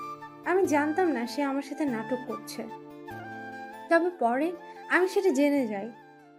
কিন্তু যখন তাকে আমি ছাড়তে পারছিলাম না, কারণ তাকে অল্প সময়ের মাঝে অনেক বেশি ভালোবেসে ফেলেছিলাম আমি, কিন্তু সে আমায় ছেড়ে চলে যেতে চায়, তখন তাকে আটকালে সে তোর কথা বলে, সে তোকে, যে তোকে তার চায়। আর আমি তখন তাকে ভালোবেসে জিম্মি হয়েছিলাম। সে আমায় বলে তুই তার না হলে কারোর হতে দিব না। আর সেই সময়টাতে নাকি আকাশ তাকে একবার থাপ্পড় মেরেছিল, তাই সে আকাশের উপরে রিভেঞ্জ উঠাবে, সে আকাশের থেকে প্রতিশোধ নিবে। পরে সে একটা প্ল্যান করে যে আকাশকে তোর কাছে খারাপ বানাবে, তাই সে আমায় বলে আকাশের সাথে জোর করে ওসব করতে, তাহলে সে আমায় বিয়ে করবে। পরে আমি তার কথা মতন আকাশকে বাড়িতে নিয়ে গিয়ে ওসব করতে চেষ্টা করি, আর ওসব করার আগে বাসায় ক্যামেরা লাগিয়ে রাখি, কিন্তু সে কোনোভাবেই ওসব করতে রাজি হয় না, বরং বন্ধুত্বের সম্পর্ক নষ্ট করে দিয়ে চলে যায় আমার অমন আচরণে। পরে তাকে জোর করে যেটুকু কাছে টেনেছি তার ভিডিও ক্লিপ আমরা তোকে দিয়েছি। পরে তুই তাকে ভুল বুঝে দূরে সরে যাস আর আমার কাছে এসে কান্না করিস। পরে আমি ইবনাদের সাথে যোগাযোগ করে তোকে ভুলভাল বুঝিয়ে তার কাছে পাঠিয়ে দেই, কারণ সে তোকে অনেক আগে থেকেই ভালোবাসে। আর তখন তাছাড়া কোনো উপায় এই ছিল না আমার কাছে, কারণ তুই দেশে থাকলে আরিয়ান আমায় কখনো বিয়ে করবে না, সে তোর পেছনেই পড়ে থাকবে। তাই তোকে বাহিরে চলে যাওয়ার প্ল্যানটা বলে বোঝাতে থাকি। তখন তোর ভেতরেও রাগ অভিমান ছিল আকাশকে নিয়ে, তাই তুই আমার কথা মতন রাজি হয়ে যেখানে চলে যাস। আর এসব বিষয়ে আরিয়ান তেমন কিছুই জানতো না। তোকে নিয়ে মৃত্যুর প্ল্যান করায় সবাই যেমনটা জেনেছে যে তুই মরে গিয়েছিস, সেও ঠিক তেমনটাই মনে করেছে। পরে আজ 1 বছর ধরে বুঝিয়ে তাকে লাইনে এনেছি বিয়ের জন্য। আর তুই যে এখনো বেঁচে আছিস বা এই বাড়িতে আছিস সে জানে না, কিন্তু তারপরেও সে আমায় ছেড়ে পালিয়ে যায়, কারণ তার চরিত্রের সমস্যা আছে। তার আগেও একটা বউ ছিল, কিন্তু সে সেটাকে ছেড়ে দিয়েছে, কিন্তু আমি তার ভালোবাসায় আটকে গিয়ে এইসব করেছি। আর তার ফলে আজ একটা মানুষের প্রাণ চলে গেল। বিশ্বাস কর আশি, আকাশের কোনো দোষ নেই রে, মানুষটা তোকে নিজের থেকেও বেশি ভালোবাসতো রে আরশি। আরশি রিয়ার মুখ থেকে এই সমস্ত সত্য কথা শুনে মাথায় হাত দিয়ে ফেলে। আকাশের মতন তার ভিতরেও ভয়ঙ্কর তুফান বইতে শুরু করেছে। সেও আকাশের নাম বলে চিৎকার করে কান্না করতে শুরু করে। তার সাথে রিয়াও কাঁদছে। বোন, আমায় মাফ করে দে রে। আমি আকাশের কাছে যাব, আমাকে আকাশের কাছে নিয়ে চল। তুই গাড়ি করে আকাশের বাড়ি চলে যা। আমি সেই বাড়িতে যেতে পারবো না। এত জঘন্য কাজ করার পর কাউকে মুখ দেখানোর মতন অবস্থায় নেই আমি। আরশির তাড়াতাড়ি রিহার কাছ থেকে উঠে পড়ে। তারপর যখনই বাসা থেকে বের হবে তখনই ওপর পাশের একটা রুম থেকে ইবনত আসে। সেও গতকাল রাত থেকে এই বাড়িতে রয়েছে। সে এসে আরশির হাত ধরে বলে, আরশি কোথায় যাচ্ছ তুমি? আর একটু আগে তোমার চিৎকারের আওয়াজ শুনতে পেলাম আমি। কি হয়েছে তোমার? তখনই আরশি ঠাস করে ইবারতের গালে থাপ্পড় মেরে দেয়। এই জানোয়ারের বাচ্চা, হাত ছাড়। তুই আমার কলিজার গায়ে কাল রাতে লাঠি মেরেছিস। তার থেকে বড় কথা, আমার জীবনের এত বড় অন্ধকার নামার পেছনে তোরও কোনো না কোনো ভাবে হাত রয়েছে। সো হাত ছাড় তুই, আমি বাড়ি যাব। আরশি হ্যাসকা টান দিয়ে ইবানত থেকে তার হাত ছাড়িয়ে নেয়। পরে সে একটা গাড়ি নিয়ে আকাশের বাড়িতে চলে যায়। সেখানে যেতে দেখে পুরো বাড়িতে কান্নার রোল পড়ছে। সবাই আকাশের জন্য কান্নাকাটি করছে। সেই সবার মধ্যে আরশির মাও রয়েছে। তিনিও আকাশের জন্য চোখের পানি ছেড়ে কান্না করছেন। এদিকে বাড়ির মানুষজন সবাই আরশিকে দেখে অবাক, কিন্তু কেউ তাকে কিছু জিজ্ঞেস করার অবস্থাতে নেই। আর তাছাড়া আরশির মা এবং অনেকেই জানে যে আরশি জীবিত। আরশি চুপচাপ আকাশের বাড়িতে ঢোকে। সবার কান্না দেখে তার বুক ফেটে কান্না আসছে। সে কত বড় ভুল নিয়ে বসবাস করছিল এই একটা বছর, সেটা সে আজ উপলব্ধি করতে পারছে। না, আমার আকাশকে চাই। আমার আকাশের কিছু হলে আমি এই দুনিয়ার বুকে জীবিত থাকতে পারবো না। আমাকে যে করেই হোক আকাশকে লাগবে। এবার সে আর নিজেকে দমিয়ে রাখতে পারে না। ফ্লোরে বসে শব্দ করে কান্না করে দেয়। এতটা সময় কান্না করতে করতে এখনের কান্নাটা তার ভিন্ন। কাউকে হারিয়ে ফেলার ভয়ে যখন মানুষ বিভৎসভাবে কাঁদে, আরশির এখানের কান্নাটা হলো সেই কান্না। কিন্তু কি আর করার, সময় থাকতে মানুষ মূল্য না দিয়ে হারিয়ে ফেলার পর মূল্য দিলে সেটার কাজে আসে না। ঠিক সেই সময় হসপিটাল থেকে একটা খবর আসে যে আকাশ আর বেঁচে নেই। তার প্রাণ আরও 4 ঘন্টা আগে চলে গিয়েছে। আর তারা আকাশের লাশটা নিয়ে বাড়ি ফিরছে। আরশি যখন এই খবর শোনে তখন সে ভয়ানক একটা চিল্লানি দিয়ে সারা বাড়ি মাথায় তুলে ফেলে। তার এতটা কষ্ট হচ্ছে আকাশের জন্য, মনে হয় যেন তাকে জীবিত শুইয়ে রেখে ছুরি দিয়ে তার ভিতর থেকে কলিজাটাকে কেউ ছিনিয়ে বের করছে। আরশির মা আরশির চিল্লানি শুনে অন্য রুম থেকে এসে আরশির মুখ চিপে ধরে আর বলে, আমার ছেলেটা মরে না গিয়ে তুই মরে গেলে এতটা কষ্ট হতো না, যেত তো এখন কষ্ট হচ্ছে আমার।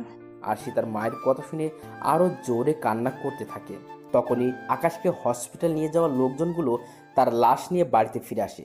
আকাশের লাশ থেকে সবার কলিজা ধুপ ধুপ করে কাঁপছে। কারোর যেন বিশ্বাসই হচ্ছে না যে আকাশ আর নেই। কারণ এমন নৌজওয়ান একটা ছেলে নিজের শরীরের উপরে ভয়ঙ্কর অত্যাচার করে নিজেকে শেষ করে দিয়েছে, এটা কেউ এই মানতে পারছে না। বাড়ির সকল মানুষ চিৎকার করে আর্তনাদ করছে আকাশের জন্য। সবার চোখে পানি টলমল করছে। তখনই সেই লোকগুলো ফলের ওপরে পাটি বিছিয়ে তার উপরে আকাশের লাশটাকে রাখে। আকাশের পুরো শরীর সাদা হয়ে গেছে, কারণ সে পেটে ছুরি দিয়ে আঘাত করার এত পরিমাণে ব্লিডিং হয়েছে তার যে শরীরে আর কোনো রক্ত অবশিষ্ট নেই। সবার প্রিয় আকাশ মরা লাশ হয়ে ফ্লোরের ওপরে পড়ে আছে। আকাশের লাশ দেখে তার মা এবং ছোট বোন পাগলের মতন চেঁচিয়ে কাঁদতে শুরু করে। সবাই তাদেরকে সান্ত্বনা দেওয়ার চেষ্টা করেছে, কিন্তু তাতে কি পোষে সমস্ত কিছু? নিজের আপন কাউকে হারালে সেই যন্ত্রণাটুকু শুধু পরিবারের মানুষরাই জানে। অপরদিকে আকাশের এই বিভৎস লাশ থেকে আরশি পুরো রোবট হয়ে গেছে। সে যেন তার মাঝে আর নেই। চোখ থেকে টুপ টুপ করে পানি পড়ছে তার। সে কি করবে ভেবে উঠতে পারছে না। বাড়ির সকল মানুষ আকাশের লাশের সামনে গিয়ে কান্নাকাটি করছে, কিন্তু সে আকাশের লাশের সামনে যাওয়ার মতন সাহস করতে পারছে না। কারণ এই মানুষটাকে সে নিজেই মেরে ফেলেছে। এই মানুষটাও দুনিয়ার বুকে নিজের স্বপ্নকে আঁকড়ে ধরে বাঁচতে চেয়েছিল, কিন্তু সে তাকে বাঁচতে দেয়নি। নিজের হাতেই খুন করেছে সে মানুষটাকে। সে একটু দূরে দাঁড়িয়ে দাঁড়িয়ে কান্না করছে। তখনই সেখানে পুলিশ আসে আকাশের লাশ পোস্টমর্টমের জন্য নিয়ে যাবে বলে, কিন্তু কেউ তাতে রাজি হয় না। কারণ তার লাশের অবস্থা এমনিতেই ভালো না। তাকে পোস্টমর্টম করালে আর দাফন করার অবস্থা থাকবে না সে।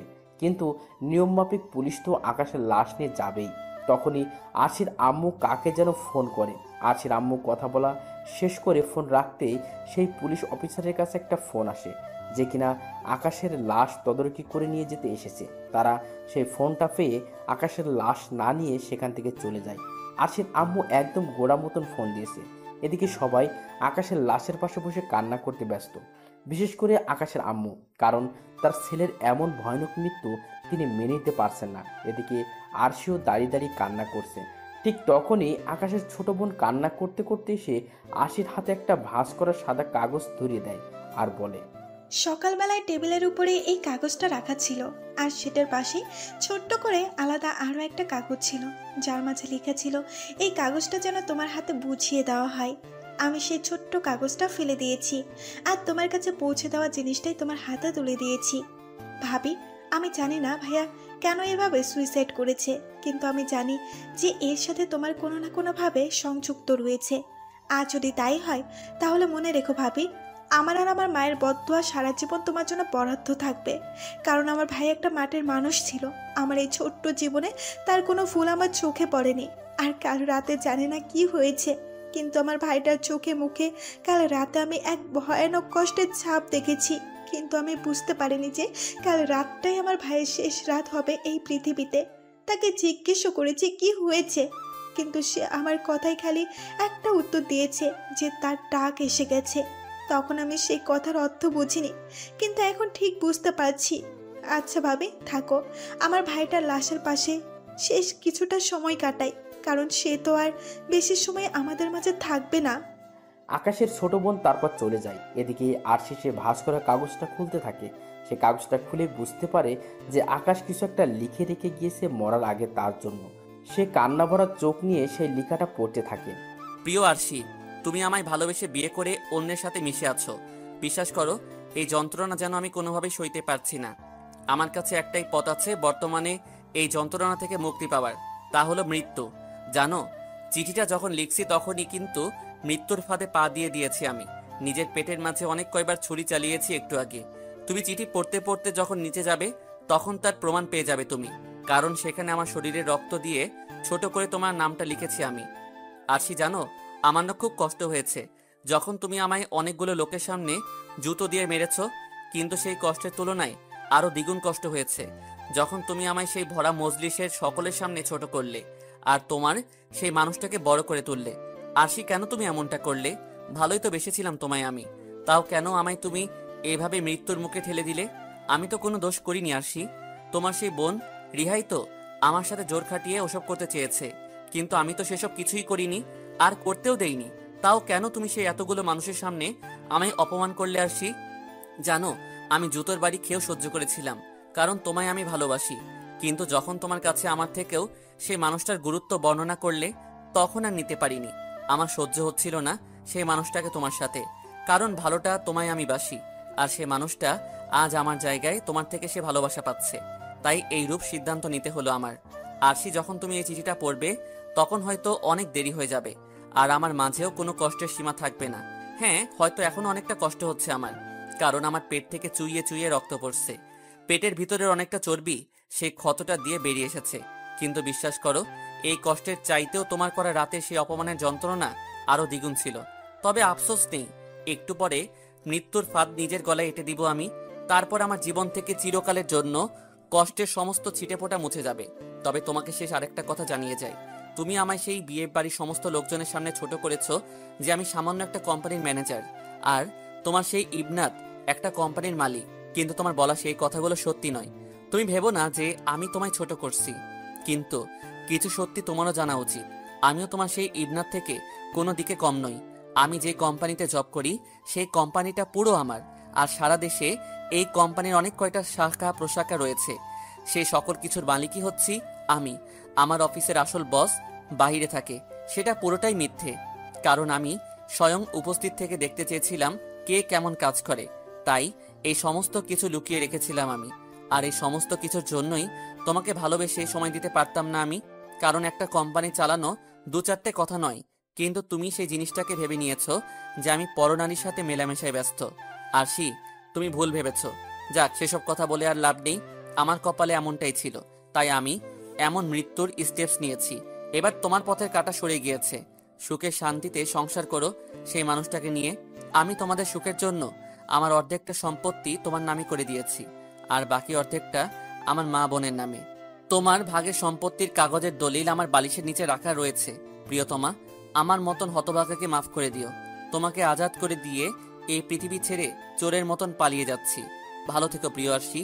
ইতি, তোমার সেই অপমান অপদস্থ হওয়া ভালোবাসার কাঙাল। ভালোবাসি। তারপর আর কিছু লেখা নেই। আরশি আকাশের এই চিঠিটা পড়ে পাগলের মতন কাঁদতে শুরু করে। নিজেকে সে কোনোভাবেই সামলে রাখতে পারছে না। আকাশের লেখাগুলো পড়ার পর থেকে সে কান্না করতে করতে এক দৌড়ে আকাশের লাশের কাছে চলে যায়। তারপর সে আকাশের লাশকে জড়িয়ে ধরে চিৎকার করে কান্না করতে থাকে আর বলতে থাকে, আমার যে করেই হোক আকাশকে লাগবে। আকাশ, ও আকাশ, কেন করলে তুমি এমনটা? আমি না হয় ভুল বুঝে তোমার থেকে দূরে সরে গিয়েছি, কিন্তু তুমি তো আমায় বুঝিয়ে বলতে পারতে। কেন করলে কলেজে তুমি এমনটা? আমি এখন কাকে নিয়ে বেঁচে থাকবো? ও আকাশ, আমার যে আর কেউ রইলো না এই পৃথিবীতে। বিশ্বাস করো, সেই মানুষটার স্পর্শে কোনোদিনও আমি যাইনি। তুমি বাদে আমার শরীরে আর কোনো পুরুষ স্পর্শ করেনি।